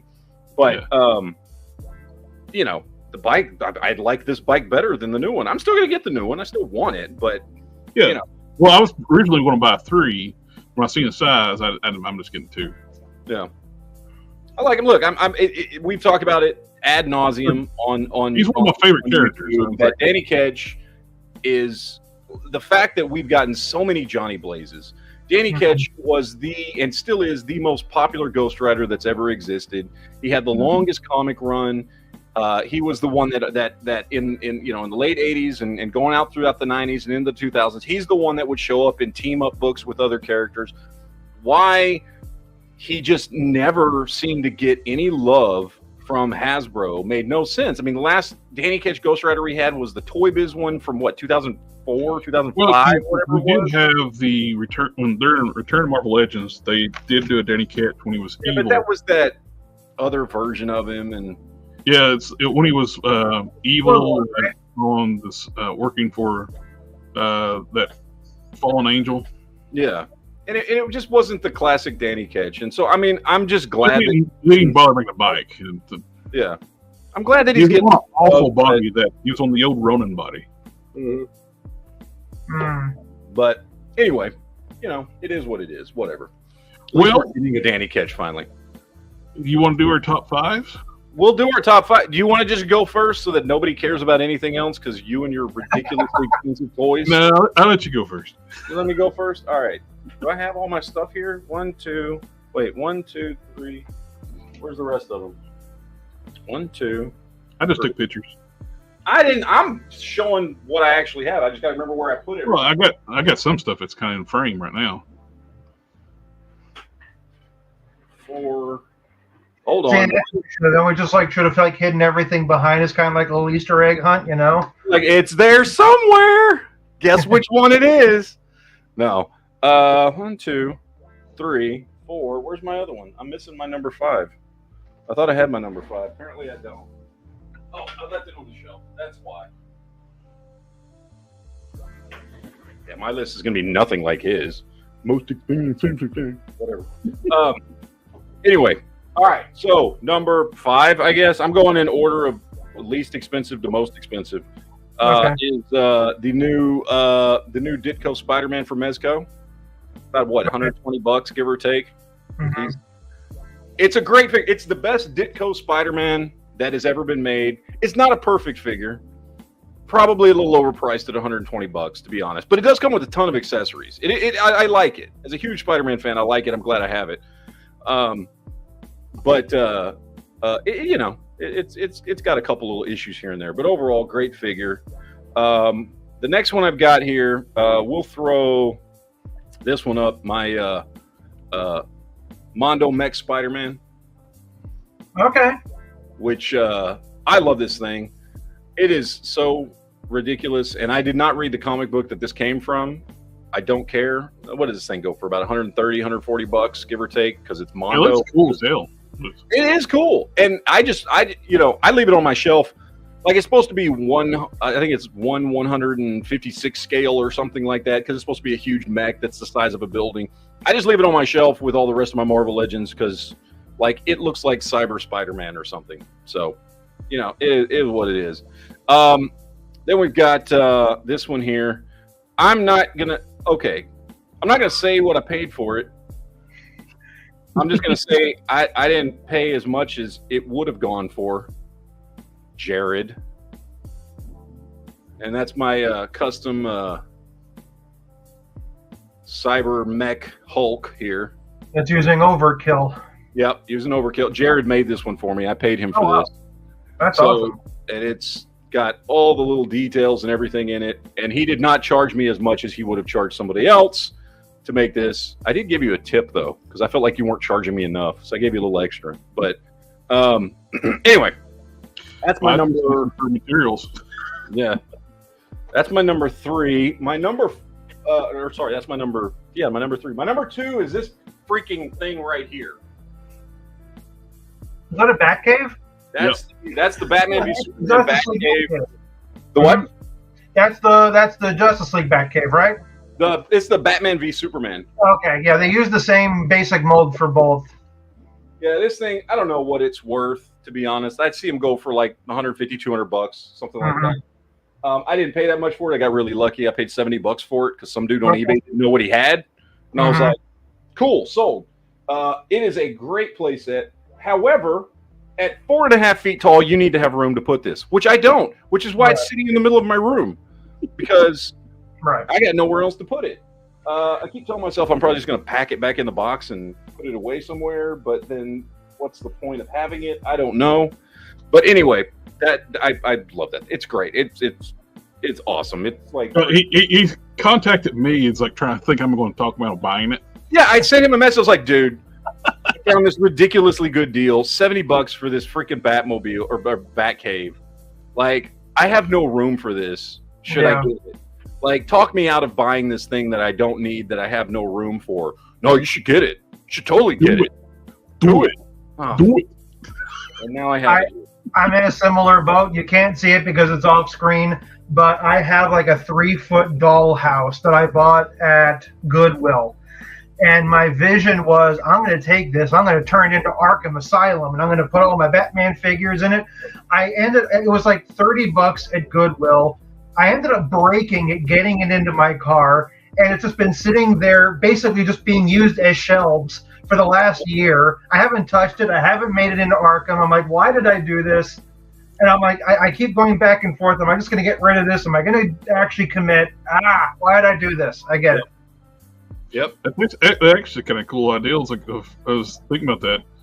I have up in my garage a custom dollhouse my dad made for my sister when she was little. I've thought about one time restoring it, turn it into Avengers Mansion. You know, it's funny you should say that, because have you ever seen that Fisher Price mansion that people turn into like the X Mansion or Wayne Manor? I have it.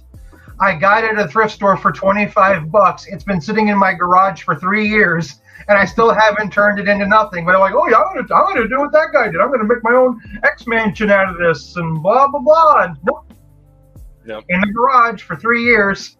Yep. I've done that before. I've got stuff sitting in the garage, but the last one that I got that I did a custom on was what's that? Toy Connections, that Walmart brand, Toy Connections. I think it's their brand of like toys, kids' toys. I want to say it's Toy Connections. The dinosaurs and the fire escape. They have all kinds of stuff. Well, they have this one set that I bought that I've got up on the shelf up here, and I did a video on it. But they got this one set that I bought that's like a rocket launch station. Okay, yeah, I've seen it. I think I know what you're talking about. Yeah, and it was the perfect size for my 4-inch GI Joes, so I made a Joe base out of it. And it's 4 levels tall, so it gives me actually more space on my shelf to stack figures up. and it worked great. I just did a little bit of repainting to it, whatever else, you know what I mean? So it was cool. It was cool when you find stuff like that. It's just getting around to actually doing the thing you want to do to it and finding the time. So Right. anyway, Well, hello JB. You can go next. I'm almost done with my list. My number 5 or my number 1.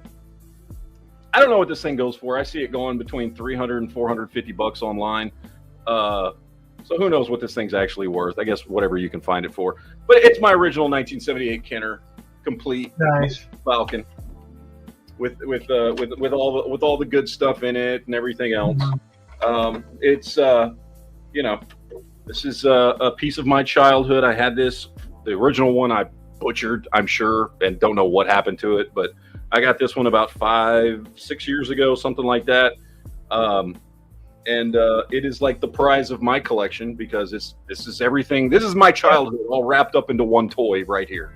Is this thing. So that's my number 1. JB, you are just in time to do your top 5. Okay. I had a bunch of expensive stuff, so I tried to pick 5. First one I got, let's see. The first one I had got for number 5 is the Lightyear Figure Arts. Okay. That you haven't even taken out of the package. How disrespectful is that to Buzz Lightyear? No. I took them out of the package. These have been in storage because I keep buying more toys and I don't have the space, so I put all my expensive stuff in storage. I just haven't got the shelf space for them yet, so that's why they're packaged still. But let's see. I'm going to pick, this one is actually number 4, the Mezco Predator. I got this at the toy store, same place where I got the Lightyear from. Paid over $100 for it, but I like it. Soft goods, light up, LED effects. Love that. I got 2 Mafexes picked out. One right here is probably one I bet Jason has on his list, probably. The High Batman. Oh, really? You don't have this one on your list? No, because I actually got mine loose at a toy show. So, like, I got mine for only $80, and so although it's expensive, it's not one of the things I paid the most money for, so I didn't include them on the list. No. All these I paid $100 for, so that's why. All around the same price. It's a great one. Huh? It's a great one. Yeah. Number 2, the Hush Superman. The probably quintessential Superman. The only thing that I think was missing from him was a smiley face. Right. If he had a working face, he would be an absolute winner. And then number 1, I got lucky on this one at that toy convention I went to. I got lucky on this one. Paid over $100 for it, but I got the Sentinel Spider-Man Peter Parker. Nice. I got that too, except I paid $18 for mine on AliExpress. Well, that's because you're cheap. Hey man, a good figure's a good figure. I don't care if it's a knockoff. I know. You're cheap though. I am cheap. But that's all I've got. That Spider-Man was number 1. Superman was number 2. Batman was number 3. Predator was number 4. And then that Buzz Lightyear was number 5. So that's okay. Jared. He's over there messing with a Transformer. He's giving a good one. Okay. I'm not going to attempt to carry my heavy Transformers right now. Because that. But because they're very expensive. Did you take pictures though? Yes, I did. Okay. Share screen. Let's see. Probably Well, I did get this week too. The Jada Toys. Actually, there you go. I did get him this week. Never mind. I did get something this week. I forgot. I got my pre-order Bison in. Do you have your review recorded? I already did my review. Yeah, it's on YouTube. I just need to make it go live. You freaking ganked me the other day on that She-Hulk review. You did. I was gonna post my She-Hulk review the same day, and yours went up, and I was like, mother. Hey, we posted Duke same day, so I got 2 that can kind of interchange for like number 5. Look, I got. But I will have a review of Bison. I got the HasLab His Tank. Nice. And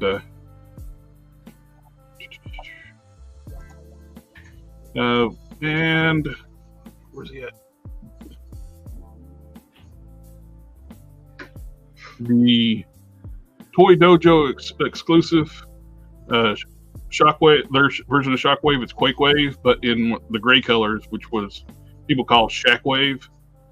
This thing goes for quite a bit of money. At the time, it was when I bought this, was probably the most expensive item I ever bought at the time.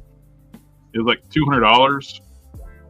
The current value of it is around $650. And so those kind of go back and forth between number 5, because his tank goes anywhere between $500 to $700, depending on eBay. Both of them are, I like both, and I love the gray colors. It's in the hand, it's like a metallic gray, and it's gorgeous up with the chrome Decepticon logos on it. And one of my favorite pieces. And what was number 4? Oh, that's a nice comment. TC just said that Jason looks more prettier than me and Quinn. Number 4 is my Fans Toys Grimlock. Nice. I have the whole set. The whole set retail is like $1,000. They're $200 a pop. And right now, the current retail on them is like for the whole set is around about $2,000.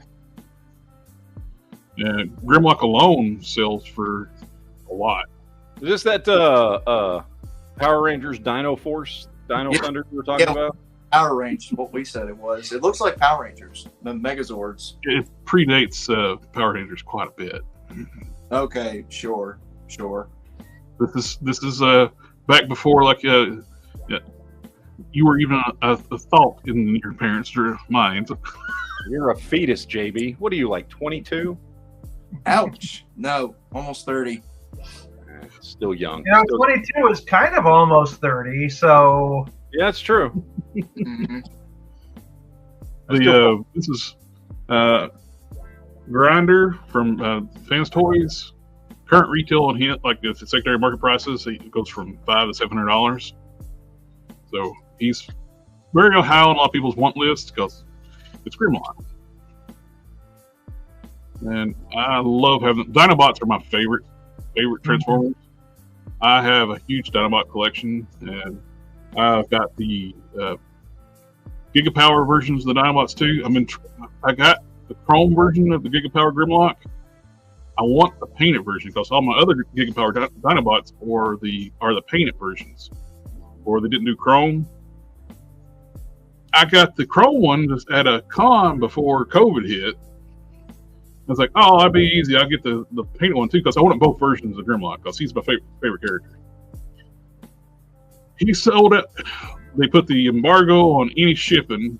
The only people had them was overseas shipping. We didn't even know we were going to get when it's going to come back.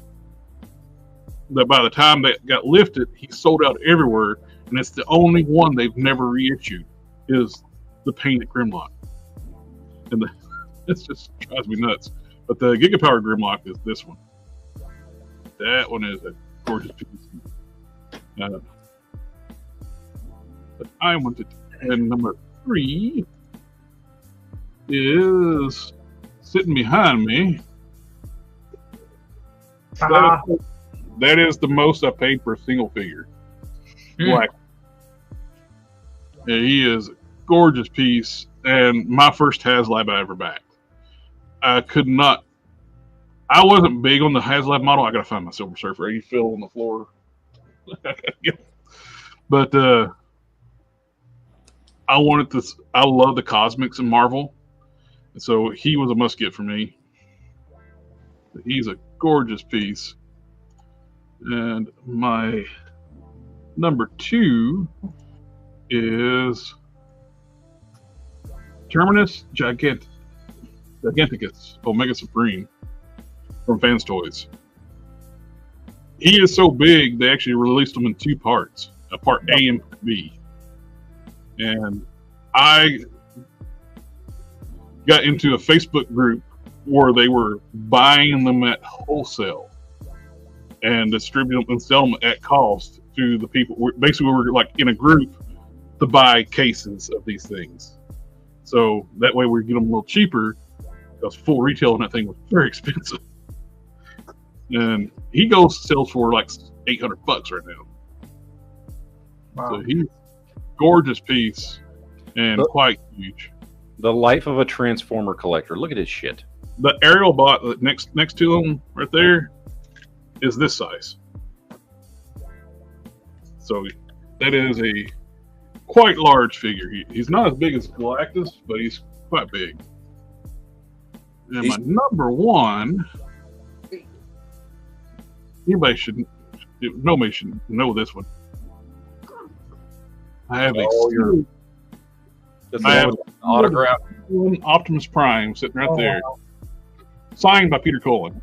Wow. And just sealed, factory sealed G1 Optimus Prime sells for $3,000 to $4,000, and I have one signed by Peter Cullen. That's incredible. So that is these. I got this from a friend of mine. It worked out. He had this. I used to like. The box would actually be better condition if it wasn't for other things that happened to it, but it got stolen from him at one time. He got it back, and a lot of the damage on the box got from when it got stolen. And he's able to get it back, and it's still sealed. And I was able to work it out, deal with him. I got it from him, and as soon as I got it, I ordered that acrylic box and put it in. Cleaned it up real good, put it in that acrylic box. I got the acrylic box. Then I went and got Peter Cullen to sign it. It's like I traveled like. What's that original price tag say on it? I think $29.99. $29.99. I'm sorry, $29.88. Oh wow! But it's been sitting on the shelf. He got it for Christmas one year. Both his mom and dad got him this. So he opened one, and one got put in the closet, and it sat there for years and years and years until I finally got it. Yeah, a good expensive list. I could buy a car with your list. Yeah. Well. Now, JB, did you tell Jason to prepare a list? I Okay. I didn't want to assume. So. Yeah. Nope, I came prepared. Okay. So, at least one item on one of your lists will be the same as mine. So, just to kind of not preamble, but so basically, JB said the top 5 most expensive things that we personally bought. So that was what I understood the rule was. So that's what I went with, and I'm gonna start. It's not going to make sense at first, but we're going to go on a journey together, okay? Because technically the cheapest thing is not the cheapest thing, but you'll understand. So I'm going to kind of start like you did with Mezco, but not the Ditko Spider-Man. For my number 5, I'm going with the Mezco Man of Steel Superman. Now, unfortunately, because I'm a dummy, he's not actually in the box, but if you have this or you don't have this, not only was this just a really great Superman on his own, but he had 6 extra heads. One of the heads has heat vision with actual light up eyes. You know, we're talking about, 4 different pairs of hands, magnetic ricochet bullets, all the different versions of kryptonite in the little jars, different different heat vision blasts. Just this retailed for $120, which is what I got it for. And so for me, that is the most I've ever spent on that scale of a figure, like any kind of a 6 or 7 inch scale figure. I've never spent more than that on any single item before. I've been tempted to go in for that Ditko Spider-Man that you have. It's good. It's good. It's not as good as that Superman, though. Right, and that's the thing. It's like it's the same price, but I feel like there isn't as much value in the box. Now, I know every company's going to have its own licensing deals, and what DC has as a licensing agreement isn't necessarily going to be what Marvel has. And I'm sure that Spider-Man has probably a different production cost because of the webbing and the suit. There's probably different things that they have to do. The Hasbro team complains all the time, like how much the decals on his hands cost. That's why we don't get extra hands anymore. Right. So. And I was going to say, speaking of Mezco, probably the rarest Mezco I do have is the Shadow Edition Supreme Knight Batman. But I don't have it's somewhere in a box somewhere. So that's the rarest one I've got. I only have two other Mezco 112 collective figures. I have Stealth Iron Man, shocker. But that one I got on sale, like, because they did like this incredible sale last Christmas over at Big Bad Toy Store. I don't remember how much I got it for, but it was a really good price.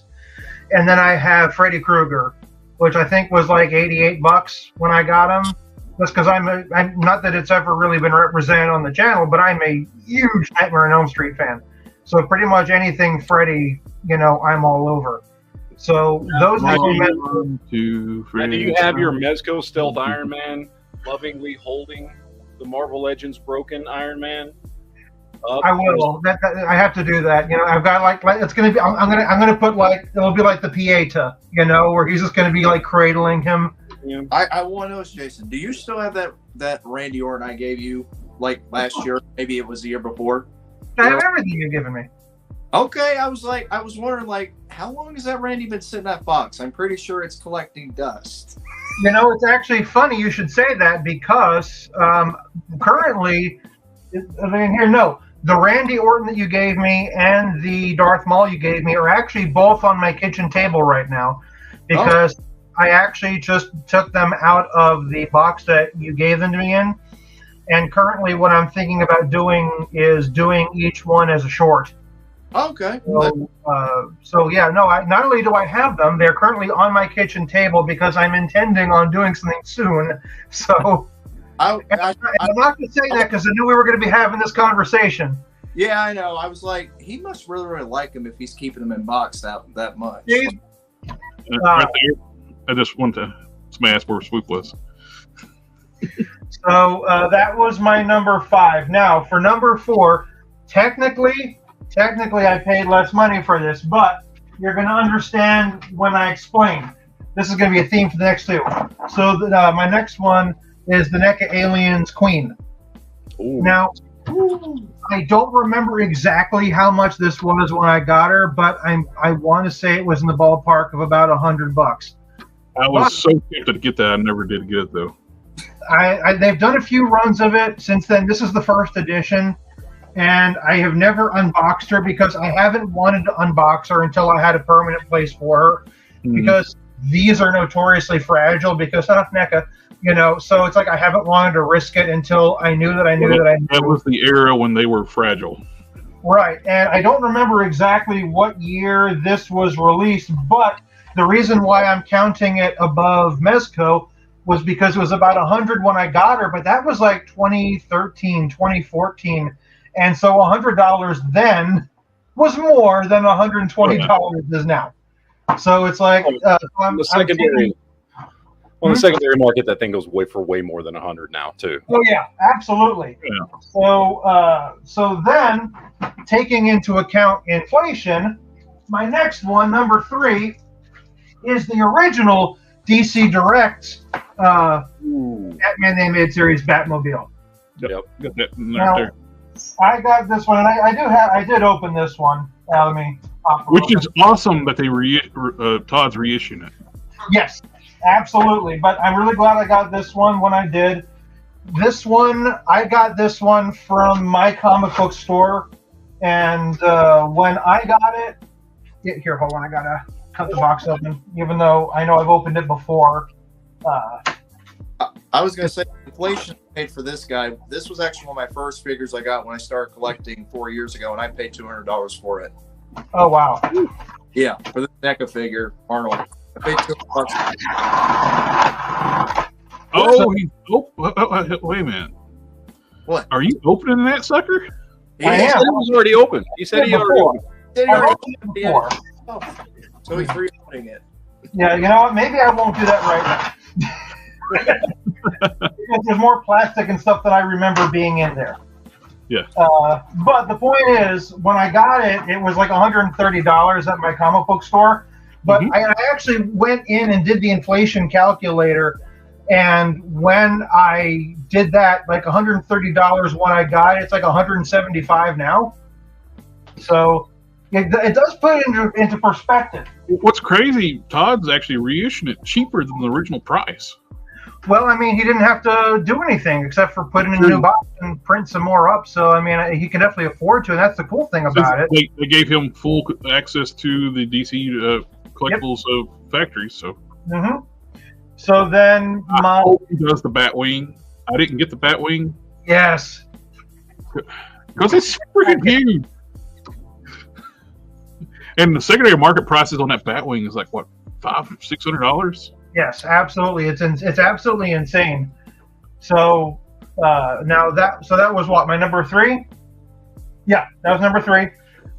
5, 4, 3. Yeah, that was 3. So I guess number 2 for me is going to be the DC Direct Justice League of America box set. Oh, nice. Was, I want to say, 2009? Yeah. This was 2009 when it came out. I did not get it when it came out. I got it on the secondary market. When I got it, it was $300, which I had such a hard time justifying. Oh, I understand. I had to have this Wonder Woman. I had to have her for my evolution. And my brain was, well, if I'm getting the Wonder Woman, I'll be able to use these other things and, whatever. And so I justified it. But this was a hard purchase. It's the perfect classic look for all those characters. Yeah. Yeah, no, this is a great classic look for him. So this was like, if 120 for the Superman was the most I spent on a single individual 6 or 7 inch scale figure, this is the most I've ever spent on a set.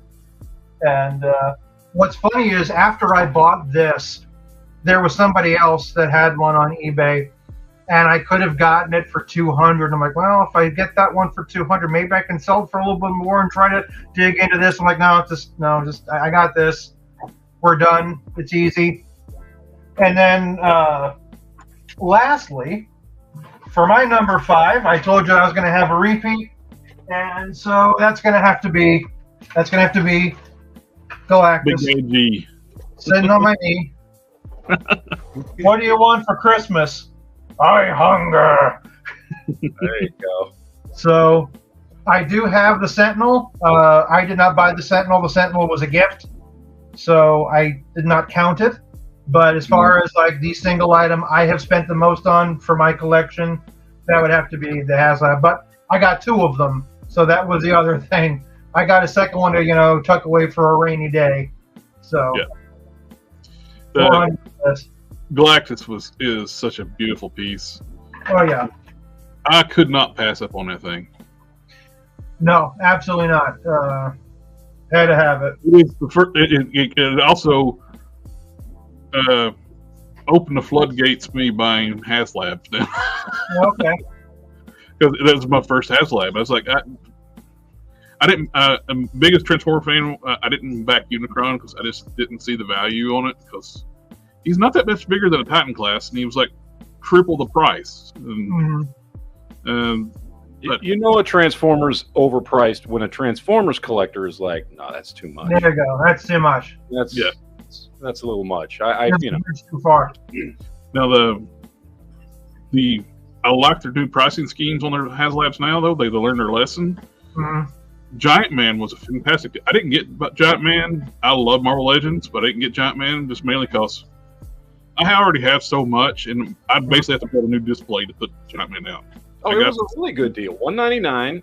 We talked about this ad nauseum when it was out. Complaining about Giant Man I don't understand why people were complaining. What you were getting with that Giant Man figure, the size, the amount of plastic, the skull, the articulated fingers, like everything in it. $199. I mean, people are spending, as we've just seen, $120 on a 6-inch Mezco figure. Like $199 for a 24-inch fully articulated figure like that was not an unreasonable amount of money. I don't know why people were complaining so much. Not the McFarlane Batwing; it's the DC Collectibles animated series Batwing that people are paying $500-$600 plus. that thing is gorgeous. I sat on that. I thought about getting it so many times, but it's like it's freaking big. It's like 3 feet. Yeah, it's massive. It is, but and it wasn't badly priced. It's just my ceiling's down here just a little over 7 feet tall, so can't really hang things from the ceiling because I'm 6'2". And we've already established I'm 6'13". So yes. And you said, where are you at? You said you're in Florida? Yeah, I'm in Florida. You're in Florida. Okay. Now, I was like individual pieces too, like that. And I was lucky to get this one of the things too. It's like I have a piece where I debated about it for a bit. It's like when I was sick, I didn't get the full story. Let me go ahead and share what it is. In 2016, they did a BotCon, and we got the Transmetal Megatron, which was going to be originally released many years ago for BotCon. The original team that did BotCon got shut down, and they showed the concept art, and I loved it. It's going to be gorgeous, and we didn't. And they went bankrupt, and they shut down the BotCon. We didn't get it, so it went for years. Then Hasbro wouldn't they pulled the BotCon license from people. They went, we're going to do our own cons, and that worked out for one time. Oh, okay, y'all can do cons now. It's too much logistics. They finally released this. I had a friend of mine actually went there. He was sitting up with a retailer, and he's like, I'll get this for you. He forgot, and they sold out. I was bummed. I didn't get it. But I went to that same weekend as a local con. A dude had just set up on a Friday at BotCon and come to work, left and didn't stay the whole weekend. But you would have made more money at the BotCon and become to this little tiny convention, and he had the BotCon exclusives. It's like, really? And he had it priced at $200. It's like, I did start doing the math in my head. If I drove there and got tickets, I would have paid for it. Yeah, I'm doing it. The week after this thing came out, it was selling for $800. But and so I'll never let go of that because I've been wanting that for years. But it goes around for $400 now. But as paying $200 for a Hasbro figure at the time, it was like a hard pill to swallow. But I love this thing. It's based on the Robots in the Skies mold, the Megatron, Gigatron mold. It's absolutely gorgeous. Of course, that's a rare figure too. That's a Japanese X7 Ravage. And one other piece that's on, I forgot to put on my list. I have G1 Fort Max, and I have the box and instructions and everything for it too. It's complete. He is a very pricey piece which this was a Christmas present I got when I was in 6th grade, I think. I got the Honor Roll 6 weeks in a row, and I got this and Scorponok for Christmas. And back in the day, that was expensive. 1987 is about $100. Yeah. Scorponok was 60 something. So those are gorgeous pieces. So I got a question for Jason. Okay. So knowing, because I've been watching I think I've been watching your channel since you had 3,500 subscribers. Okay. So I don't know when that was. I don't remember. But I know you're obviously a huge DC fan. Yeah. Is there, or has there ever been, or out of your collection, I should say, what is the perfect Batman figure?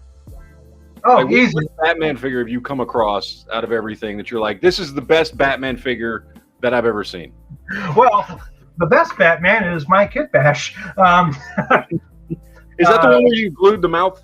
You had to glue his mouth shut, or is that the other one? No, so this is a combination of 3 Jokers and Hush, where basically I took, this is the 3 Jokers body with the belt and trunks from the Spawn 2 pack, so that way you have, the actual capsule belt. I boiled and ripped off and swapped the boots from Hush. That way you have the nice smooth boots, and then you have the Hush head. I also, I don't know if it's going to pop open now, but okay, it isn't. I also dremeled out the ab crunch, so that way it can actually, it can actually hunch forward. Yeah. And I also dremeled out the back of the neck so you can actually look up. So technically speaking, this is the best Batman.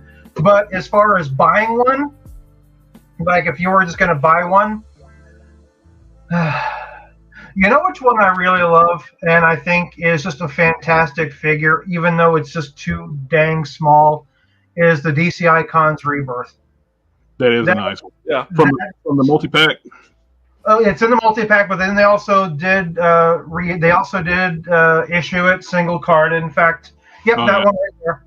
Yep. That one, except for the fact that it has pins and a plastic cape, I mean, that's like approaching Mafex quality. And that was kind of years before. I was sad when they canceled that line because they were getting they stumbled at first when they were getting so good at the end. The ones that didn't get released is like, man, it's like kicking the groin. It's like they were doing to do Etrigan the Demon, Booster Gold, Blue Beetle 2-pack, and they were going to do Jim Balent Catwoman. Right. That was all great, and they started getting us broken that they haven't given us the Jim Balent Catwoman. That was one I was kind of hoping maybe we get from McFarlane, since he did some of like the DCeased and the stuff that DC directed announced before going under. I'd hoped maybe they were going to resurrect that last wave of DC Icons, but I don't think that's going to be happening. No, the Icons were such great. One of the best Harley Quinn figures ever made is from the Icons. Yep.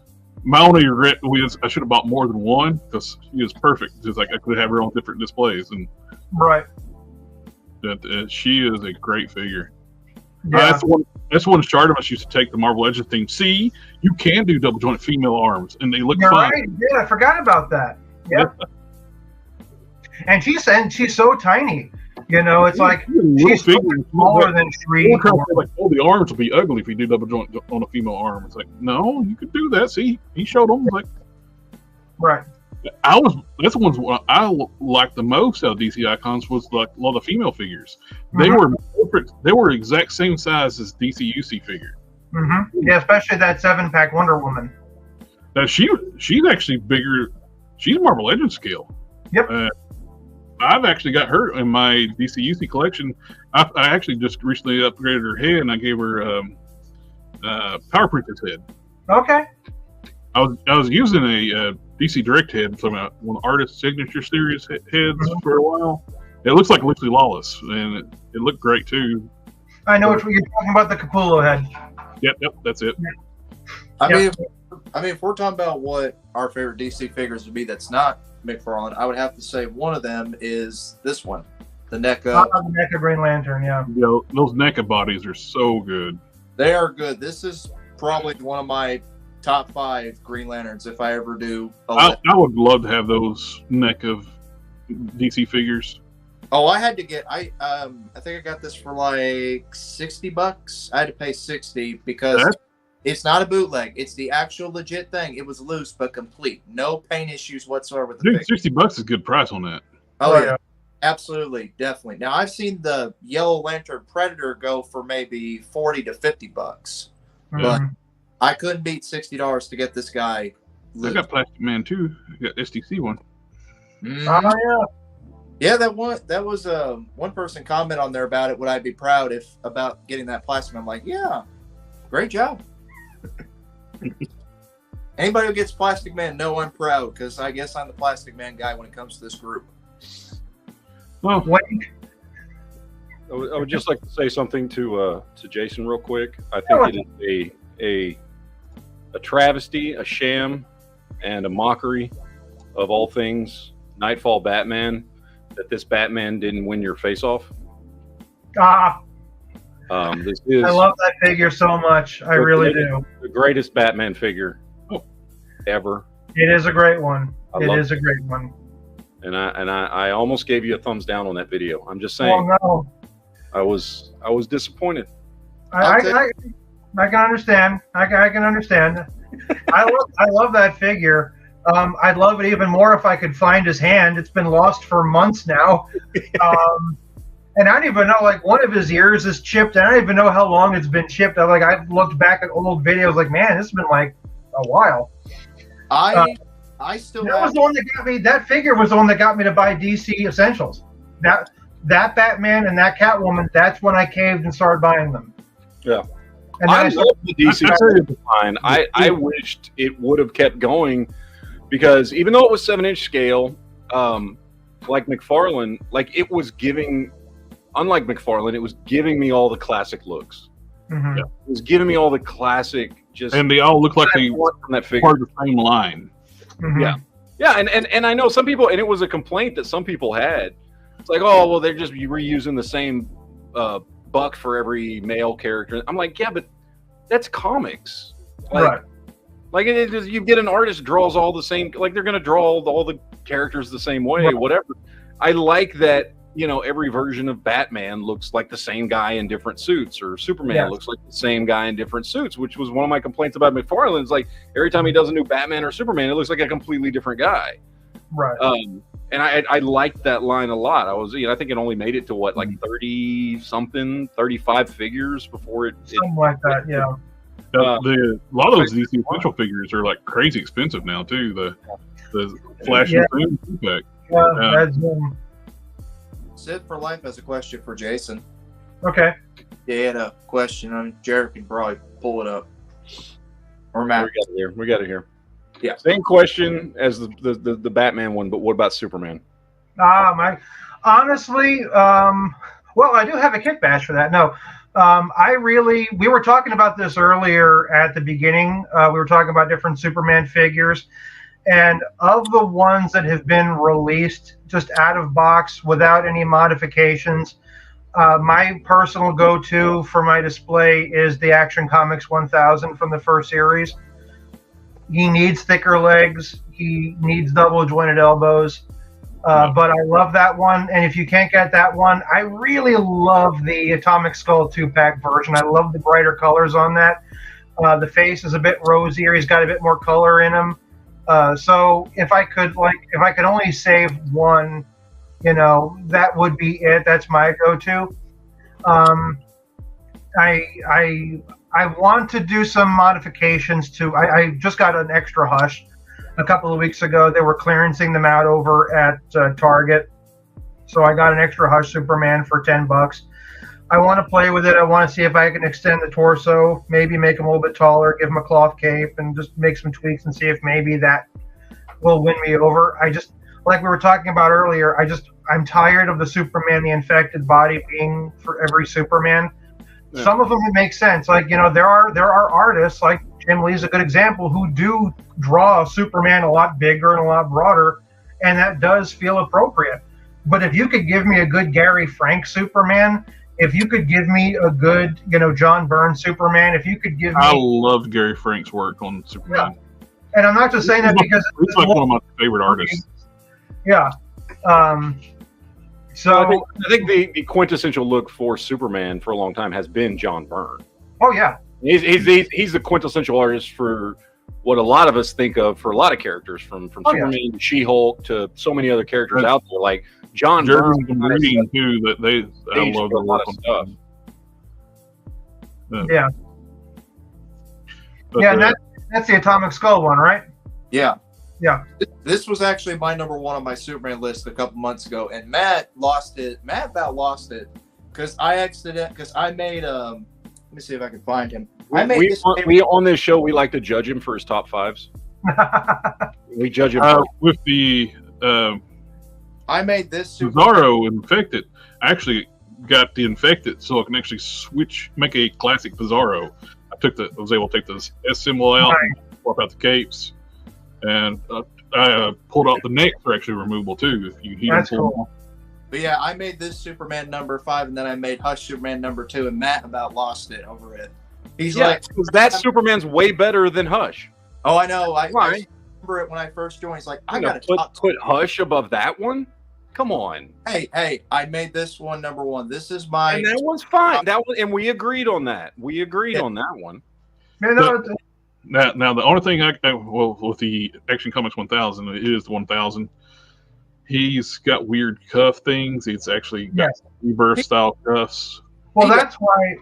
But if You you're looking for a good comic accurate Superman, I always pick this one because I mean he's close to the same height as the Nightfall Batman. So I mean they work they put together, just minus the exaggerated giant cape. Yeah.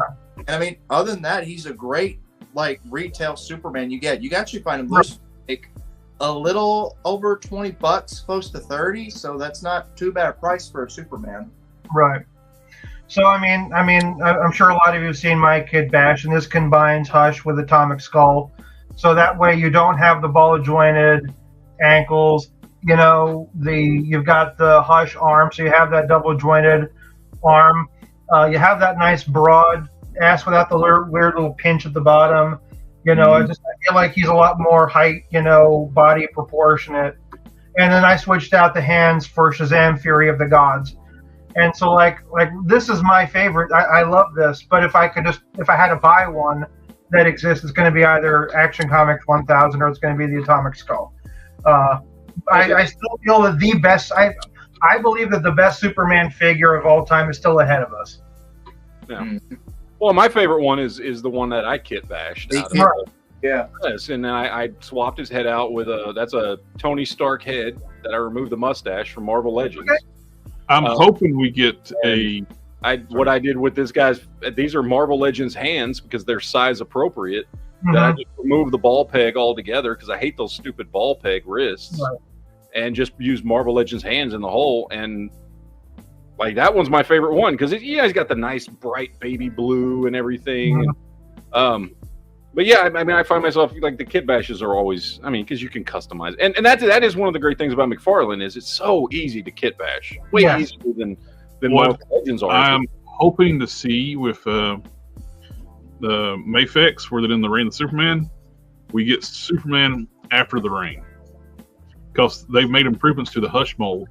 The ab section's taller when they did like the regeneration suit, and we get a darker blue mullet Superman. Which Matt, it's time for your other show. Oh, it is? Yeah, he's got to go. Okay. He's got to go. We don't, but he does. Yeah, I have another channel, so Okay. I have It's about guns if you're interested in that stuff, Jason. It's what? It's about guns and Joe Biden interested. We don't have to talk about that. I don't mix my channels. Okay. Don't talk about politics on the toy channel. Don't talk about politics and stuff on the toy channel. Right. Somebody mentioned that in the chat last night. So that's politics stuff, and it got one of my mods deleted it. This is my fun hobby channel where I come and I go Om. Right. And then I go to my other channel, which I've been doing since 2010, and I get stressed out about the world. But yeah. I was just telling him about. I was just giving not the full detail, but a little bit about it. But yes, I do have to get to my other channel because I do have this chat. The longer you explain, the longer it takes to go to the other channel. It does. So You're gonna make me get my dog, aren't you? Sister Life said, like, forget the other channel. Geek Time is best. I have more fun on these chats. Well, I don't know if I have more fun. I have fun on these chats, but we are doing the Geek Chat tomorrow night, so we're going to be talking about movies and TV shows and stuff, and we're going to be talking about that new Captain America Brave New World trailer that dropped today. So we'll be talking about all that tomorrow night on the channel. So, yeah, I'm going to cut out because I got to get to my other podcast. So we'll see you guys later. Jason, it was nice to meet you. Been watching your channel for a really long time. It was awesome to meet you. And JB, hey, how about a heads up next time? You know, give a motherfucker a heads up. I mean, seriously. Hey, he'll be here next week. Hopefully, if everything works out, he'll be. I mean, if he wants to, he's always welcome to come back. But I would definitely. I don't know what next week looks like, but I would definitely love to come back. All right. Well, I'm gonna cut out. I'll see you guys later. So. All right. Now he's gone. We can talk about Transformers. I actually did have some Transformer stuff pulled up. Did anybody watch the trailer for the Overwatch Transformers crossover? No. I seen bits and pieces of it, but I didn't get to watch the whole thing. I know what you're talking about. Channel. Wrong channel. I just want to believe that he like accidentally like blips in and it's a completely different set. It's just nothing but just walls of guns. Like, oops, Yeah. like 30 seconds. He pulls a lever and everything flips around like Peter Parker's apartment back in Spider-Man His Amazing Friends. Oh, we did find out too, X, that I got like Megatrons and like weapon modes. Mm-hmm. Don't touch those during a live stream. While it's Really? in weapon mode, YouTube will strike your channel. Really? Yes, they'll think you're holding a real firearm. Well, We were talking about toys, and I was like, oh, I got this Bold Forms Megatron, and it's like, we went off the air. I was It's crazy. And they gonna- I struck his channel. He had like go message him. It was a toy, you moron. and I got these this week too. I was gonna tell the chat which one would they rather me review for Friday, either Tombstone or Ultimate Edition Batista. My wife got me this Yeah. one. I say Batista. You say Batista? You got Yeah, I more think- stuff going on with Batista. Mm-hmm. Because I'm trying to decide which one I want to do Friday. Bison will be up Monday, but I was wanting to see which one should I do for Friday's video. So Oh, and there's the new I- Watchmen animated trailer coming out. The new animated series, I saw that.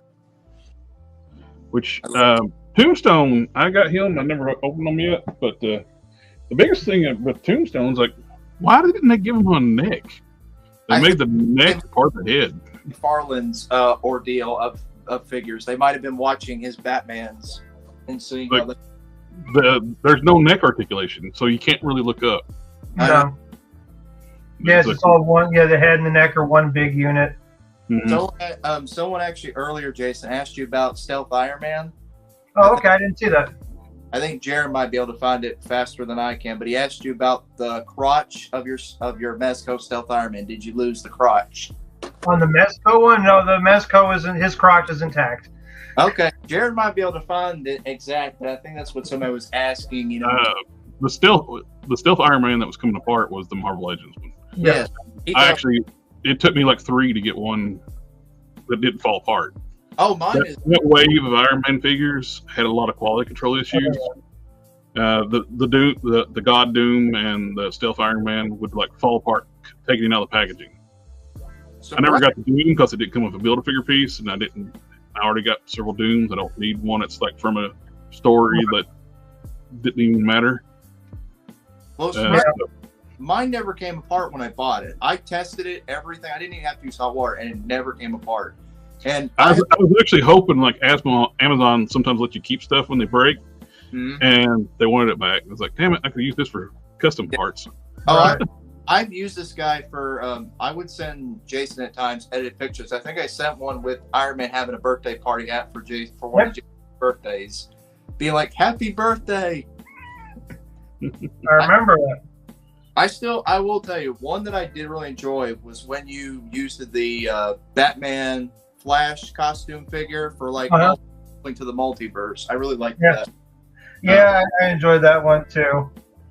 This is I buy like upgrade kits for my Transformers. DNA makes some of the best kits, and they make filler panels and stuff and upgrades for the figures. This is for both Tigerhawk and Silverbolt. So you get to gap fillers, extra pieces, just to improve the look of the figure. Like you got this open, like when the wings right here would have be like open shell plastic, like the hollowed out plastic. Get covers for that. New weapons, and all around this improves the figures tremendously. Tim's The got Geek Force figures from Hasbro have been great, and if you get the kits to upgrade them, they're even better. Nice. You get the wing extensions for Silverbolt, which that looks great. I like Beast Wars. That's like one of my favorite series. Mm-hmm. Tim got a great comment here. He said Tombstone looks up to no one. So basically, not to look up. He's not wrong there on that. I don't collect these, but these are really nice. New Age does like what they call Legend scale, not Marvel Legends, but small Yeah. Transformers. And New Age makes some of the nicest stuff. They got different variants of the same character. They got slag and all the different color schemes. They got cartoon, toy. It looks like translucent. They look like Power Rangers. They're Power Rangers. You grew up in Power Rangers. I grew up in Transformers. I know you're a fetus. They do look cool. That looks like one of the mega. Well, technically, actually, Transformers, the original Diaclone series, they were mechs. I'll be right back. Yep. They were mechs. They actually have like little driver compartments. Diaclone were meant to be like. When Hasbro brought them over, they got rid of the drivers and made them sentient robots. Go back to the last image you were on. They actually made a Megazord that looks just like that Transformer, legit.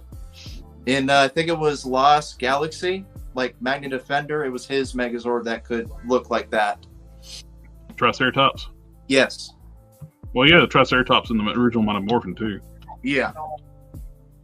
But, well, it wasn't a Triceratops. It was, I can't remember what animal it was that it was. Oh. So you brought not mine. That little play date. Yeah, this guy right here is always a part of the shows with me every Friday. He's here. She's only 2. He's 2. He's actually 2 years old. I've got a dog who turned 5 a couple weeks ago. She's in the living room right now asleep. So, Jared, you're next. You got to get your pet out. They're upstairs.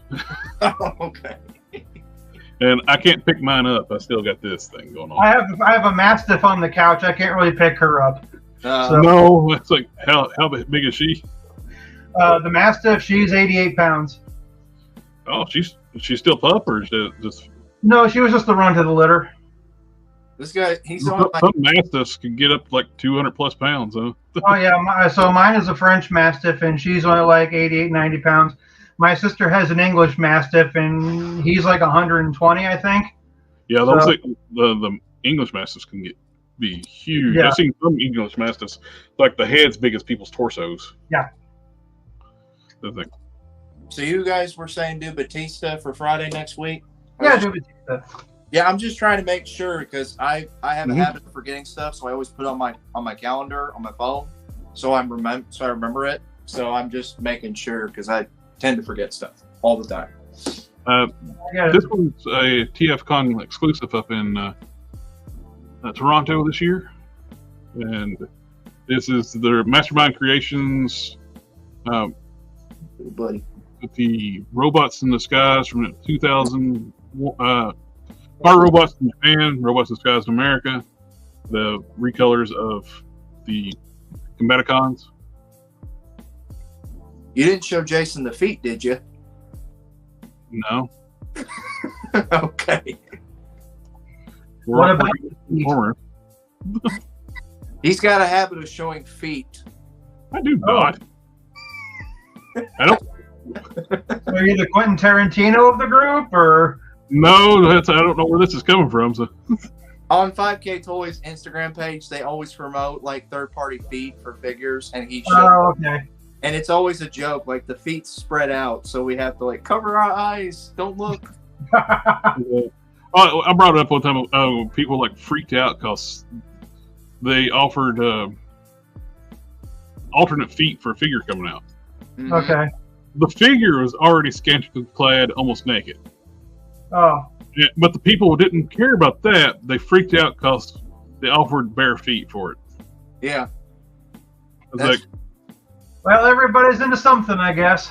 That's exactly they're what. Like, how dare this is just so perverted. It's like, yeah, but it's for a figure that's almost naked. Why are you complaining? So since then we used to It made no sense. So this is a toy recolor of the children. Yeah. So half time when Jared gets on 5K Toys Instagram page, we always go to the picture of the feet just as a joke. Oh, they got something worse today. Oh boy, I'm curious what it is. This is the toy color scheme of Metal Hawk, which I've said it before. It's like we're getting. It's really cool. We're getting these Japanese only characters. I know who Metal Hawk is, but a lot of people won't because they never saw the original Japanese series. Mm-hmm. Why don't they remaster those shows and dub them and bring them over? Then it would make. Hey, we do these toys that we're making of. People would see what they're based on, and it would be cheaper than producing new shows all the time and just remaster it, dub it. But I like it. The original Metal Hawk, of course, very fragile figure because it had gold plastic. I don't know if you know about gold plastic syndrome. Is that more brittle? Yep. It's right before there's global positioning systems. GPS did the gold plastic syndrome. Old gold plastic toys would crumble over time. They would just disintegrate. It happens a lot with Transformers. Those other toy lines too has it happen too. I mean, it is just notoriously bad. Old gold plastic will just crumble. Sorry, hold on. Let me grab her. Okay. I made a terrible mistake bringing her in here. She doesn't belong in the sanctum. No girls allowed. But it's a great figure. This is based. This is a retool of the Cyclonus mold, which is a good mold. And it's nice. Iron Factory, which is another Legend skill line. They're doing a Leo Kaiser, which is a Japanese character, which combiner. Which Hasbro even brought the Leo Kaiser over to America when during the Combiner Wars. Okay. Again, we need to get the characters. It's great. The Legend scale stuff they're doing, like the companies making that stuff, they're just doing top-notch work. I just don't collect that size, which I understand what people do.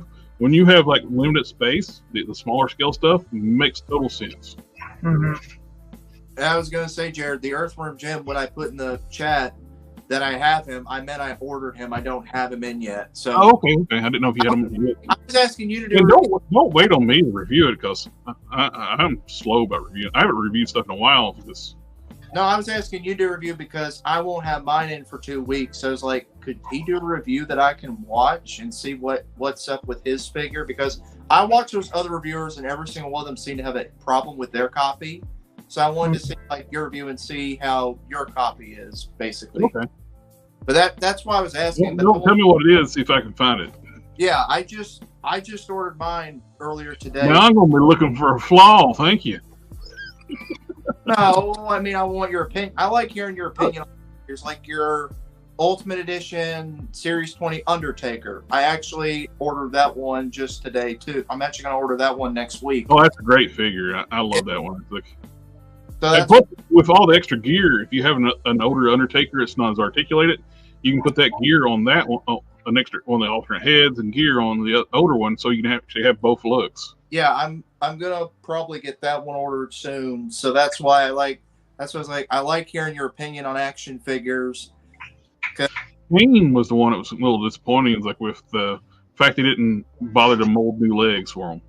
Yes. You got all that nice mullet detail on the upper torso where it's all new. Then they reuse the legs and just painted like what was sculpted on the upper body is just painted on the lower body. Yeah, there's a lot of YouTubers I watch, but normally I'll mainly take y'all's opinion, like yours, Matt, and Jason's opinion when it comes to an action figure that I get. But it's also like we say, always us reviewers, we always have to tell people take what we say with a grain of salt. This is just our opinion and what we like and what we're looking at. Exactly. My taste vary from your taste. Your taste vary from my taste, and I'm not as in love as Plastic Man as you are, but yeah.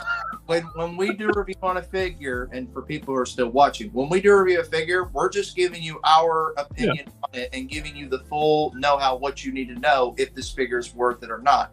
So like Jason says at the end of his review, or I'll say, yes, this figure is worth it. We're not shilling to tell you to go out and get that figure. We're just telling you, yes, we recommend you buying it if you want to get it. Yeah. I remember meeting like one of these bigger toy YouTube guys. They're like very opinionated too. Like, and their word is factual type thing. It's like, oh, Transformer collectors, they only collect Transformers. They don't collect anything else. Not true. Not true at all. I have my batch of Transformers on my other shelf over here. Not true. I collect Transformers, Marvel Legends, G.I. Joe, DC, Man, and I even got some Power Ranger figures over there, but not many. I got wrestling figures. I got this. Because I heard one person comment, said, well, I heard one person tell me once, I was talking to him at a convention we went to not too long ago, and he said, I collect one toy line. That's all I collect. And he said, I collect wrestling figures. I'm like, you do not collect just one toy line. Nobody who is a toy collector collects one toy line. There's no way, no how. Now, you might have more wrestling figures than you do anything else, but that's not your one single toy line. I've actually scaled back on Transformers too. I like some of the mainline stuff. I sold off at conventions. Yeah. I sold most of my G1 collection off when I was in college, paid for graduate school, and they were all like great shape, complete and stuff. So they went for good money and they helped pay for school. Yeah. But I kept some pieces like my Fort Max and I kept my Primes and a few things like that. But other than that, it was like, no. Yeah, and I heard Toy Gaines once say in one of his videos, he said, you know, if you're collecting a line you want, you're mainly doing it that you're attached to from childhood or nostalgia. Oh, yeah. That it's okay to do that, but sometimes it's a good thing to get new toy lines, you know, something you've never before. Well, I didn't really get into other toy line. I always liked Transformers the most because back in the day, heck, they were like the most detailed and articulated figures before Marvel Legends existed. Yeah. Action figures were not articulated, but Transformers were. Yeah. Transformers were articulated back in like the 90s. The G1 Transformers are limited. You got like articulation, especially like the later stuff. But when you got to like the 90s, starting with G2 and especially in the Beast Wars, you got hyper articulated figures. And that's when superhero figures were still 5 POAs. No offense to 5 POAs.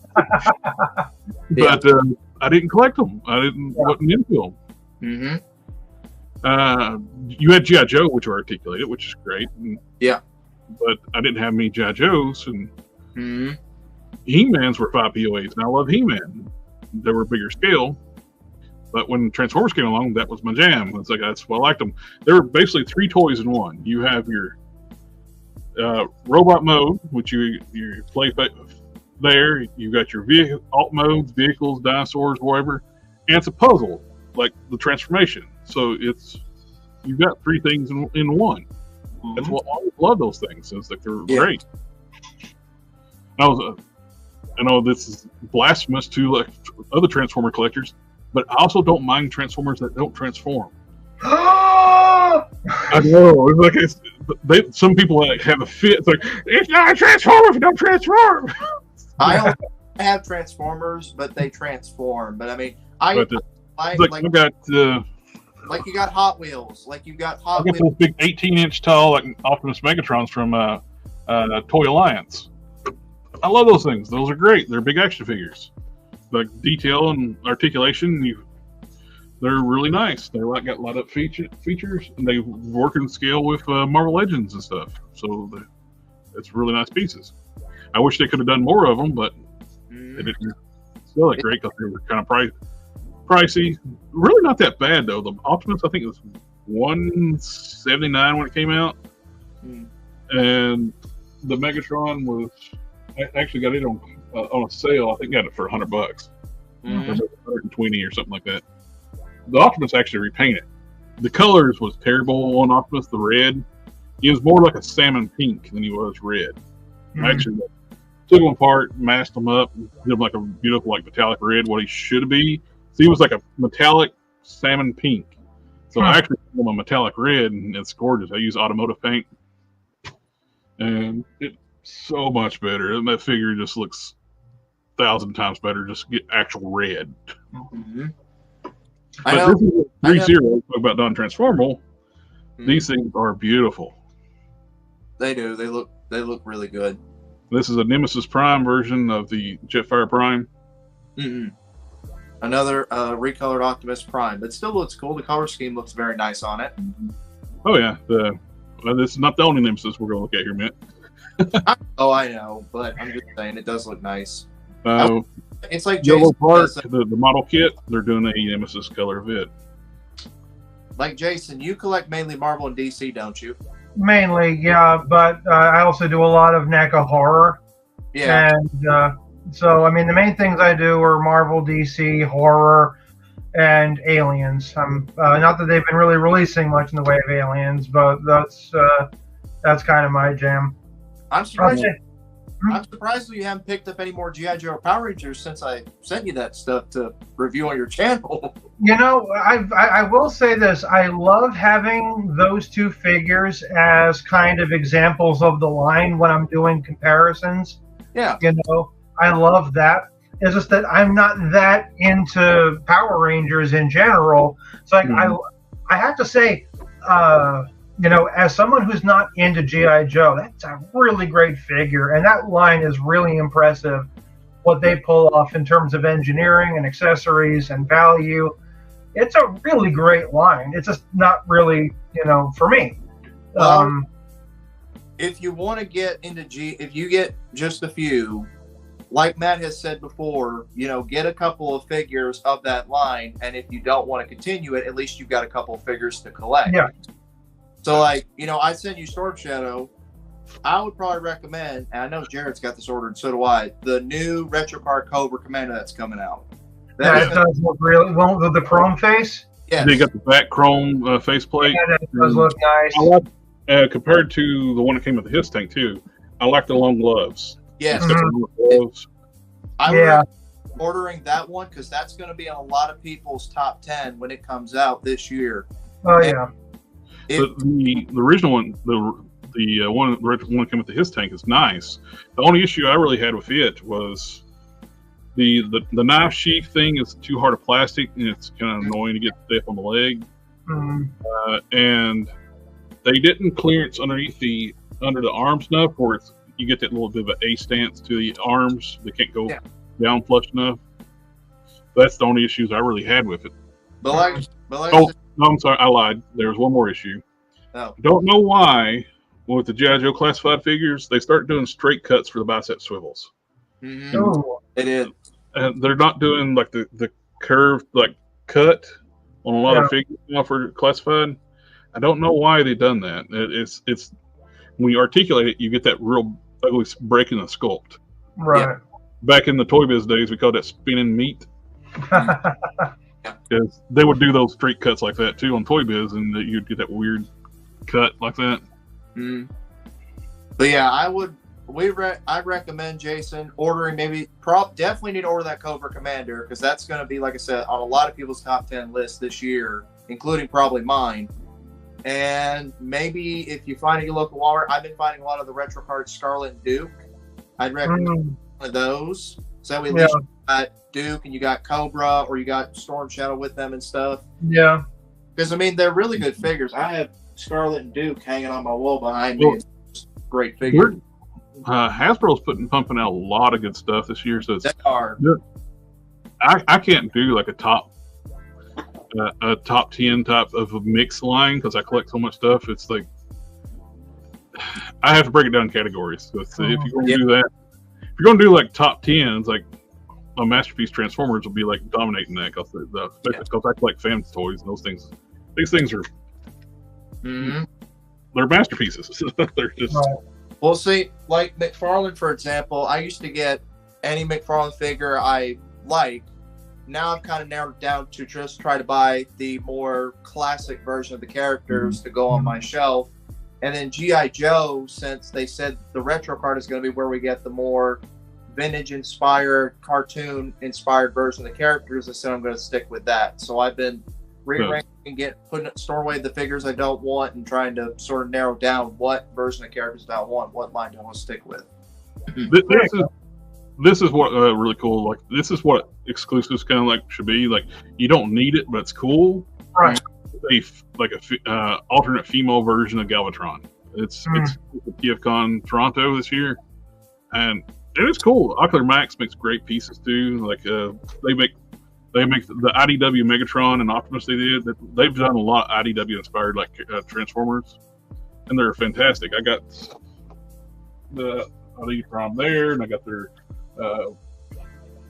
Star Convoy version over there. I got several pieces from them. I got more Transformers in another room. What's in here is just not all my stuff. I got more stuff in another room. So yeah, but yeah, this is cool.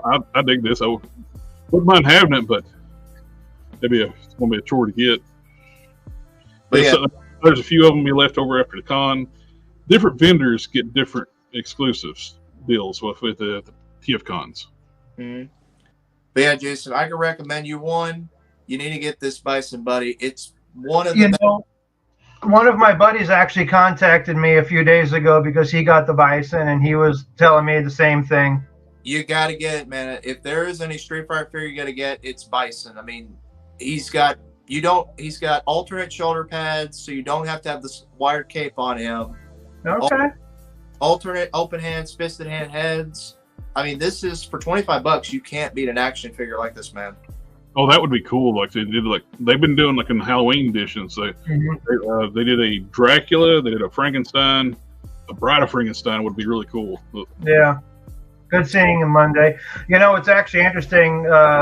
Monday actually had showed me the Frankenstein and the Dracula, and although I'm not a big Transformers guy, I'm thinking about getting the Frankenstein for my Halloween videos this year, just because I like getting Frankenstein stuff. Like we were talking about that Star Wars earlier. With the Transformer TFCon exclusives, they've done they've done a Dracula one. They've done they even did a Death's Head one. It's like a crossover with Ocular Max. Huh. They're doing some really cool ones. So what does the Dracula Transformer look like? I haven't seen these two. The Dracula and he turns into a bat. Yeah, they use the Mind Wipe as the base. Yeah, I haven't seen images or anything of them, and we're talking have them. I got them upstairs. I'll tell you what, guys, I actually got to get going, but this is wonderful, and I hope to definitely do this again. So thank you so much for having me. Always. Oh, I got to share this. I laughed my ass off. I was getting links together for this. Don't go yet. But this is an actual product being advertised in overseas. It's a tissue holder, not this one, but this. All right. Well, on that merry note, I'm out. Play nice and have fun. Oh yeah. Not too much fun, though. No. Don't have much fun if you just bought that tissue holder. You scared him away. I could not. When I found that, I just could not stop laughing. And you sent it to me and Matt earlier. I showed it to Cassie, and she was like, "Oh, seriously?" Like, yes. I couldn't stop laughing. I laughed for 5 minutes over that. Yep. Is that closing time? Well, this is another TFCon exclusive. Okay. This is a European, based on the European exclusive figure back in G2 era, I believe. Now they've been doing this is going to be sponsored by the Chosen Prime. Mm-hmm. It's a different companies do different vendors get their own exclusives. Yeah, and they've been doing these European exclusives, and this looks really cool. That does. The packaging especially. It looks really cool, yes. Packaging looks very nice too. I wouldn't want to throw that away. Oh, I don't. With Masterpiece or third-party Transformers, you don't get rid of your packaging. That helps your resale value if you ever want to get rid of it. Yeah. It makes it much more valuable. With me, I have sold. I haven't sold. I mean, I took some of my figures I don't want, like Mafexes and figure art stuff like that I don't want anymore, and I've got money for them. I think the last batch of figures I took, it was maybe 2 Mafexes and a Ultimate Edition wrestling figure. I took it over there and I got maybe $200 out of. I guess maybe about $300 is what I got out of them, out of all of them. So, I mean, very rarely I will resell or sell any of my action figures because I get stuff I want to keep.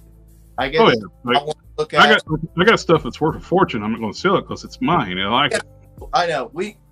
I'm just saying, like the stuff I got hanging on my wall. This is to just fan out and make. But also too, I know for a fact if something happens to me, if anybody, my family needs to sell this stuff off, have it in the packaging, they can sell it.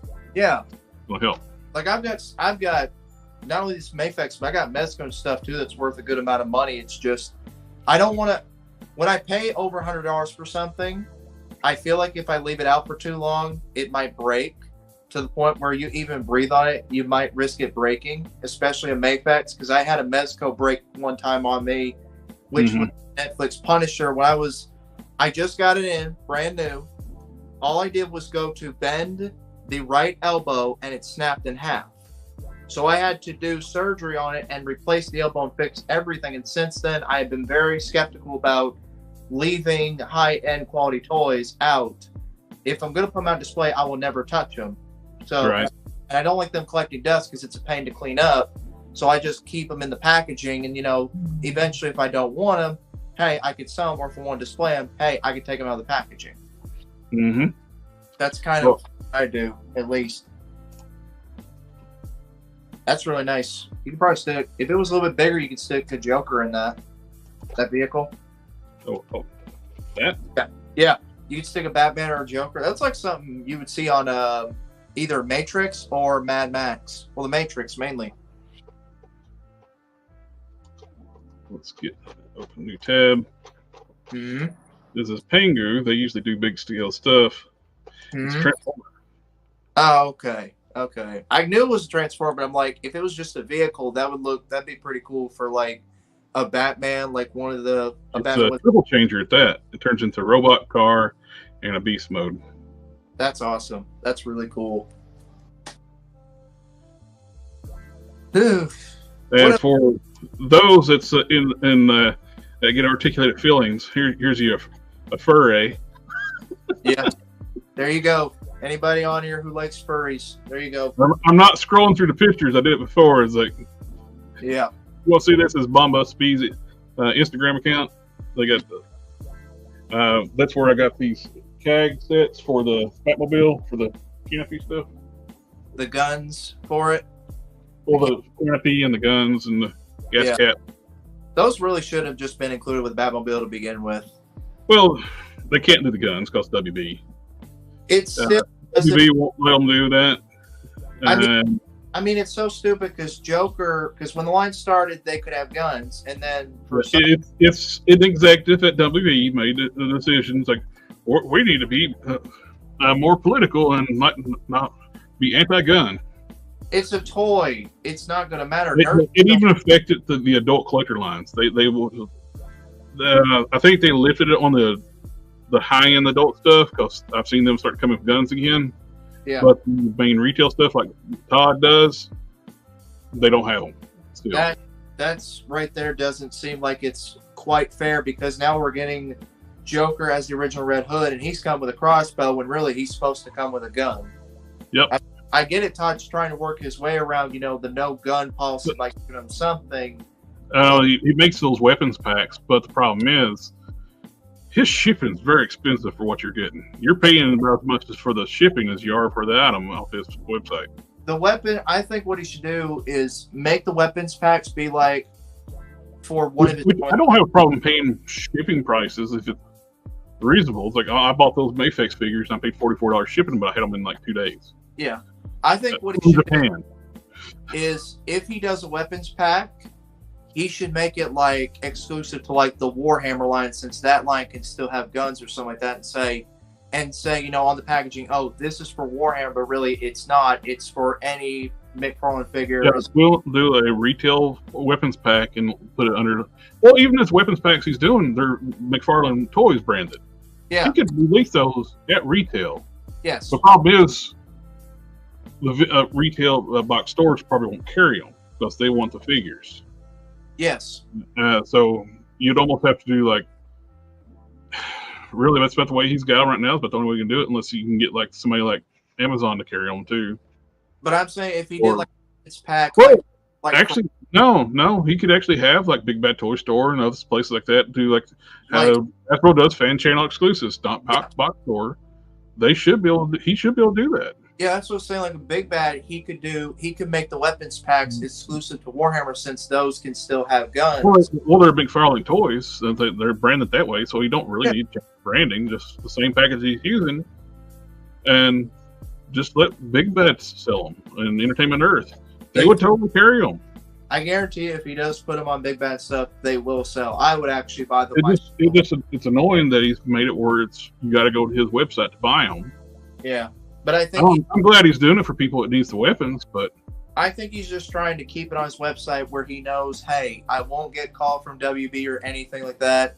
I think he's just playing it safe by doing that, which is, it's fair. It's fine to see him do that. Some of the weapons are designed exactly 1-1 from the DC designs. Mm-hmm. But they're McFarlane toys. That's why he's doing it that way. That's more like why. So it's trying to play it safe. Yes. Is that all we got for tonight? That is all for the night, and we went quite a bit over. 40 minutes. You want to go another? I know you usually say you go 3 hours long. I've been keeping my customizing streams on 2 hours now. So yeah. But anyway, everybody in the chat, thank you for coming out, hanging out with us tonight, and thank you to Jason with IPOA coming hang out with us. So we surprised by somebody. So I'll remember next time to send the memo to you guys. I didn't think I would get on Matt's nerves over. I didn't think I'd get under Matt's skin over that one, but hey, I got one. Yay! Just call me plastic. Tomorrow night on Matt's Geek Fusion channel, we're going to have a geek chat. We do talking about geeks, TV shows, movies, animation, and everything under anything related entertainment. Mm-hmm. So, if you want like that kind of chat, check out. There's a link down below to his chat channel. There's a link to JB's channel down below, and we'll catch y'all next time. Goodbye. Ninja vanish.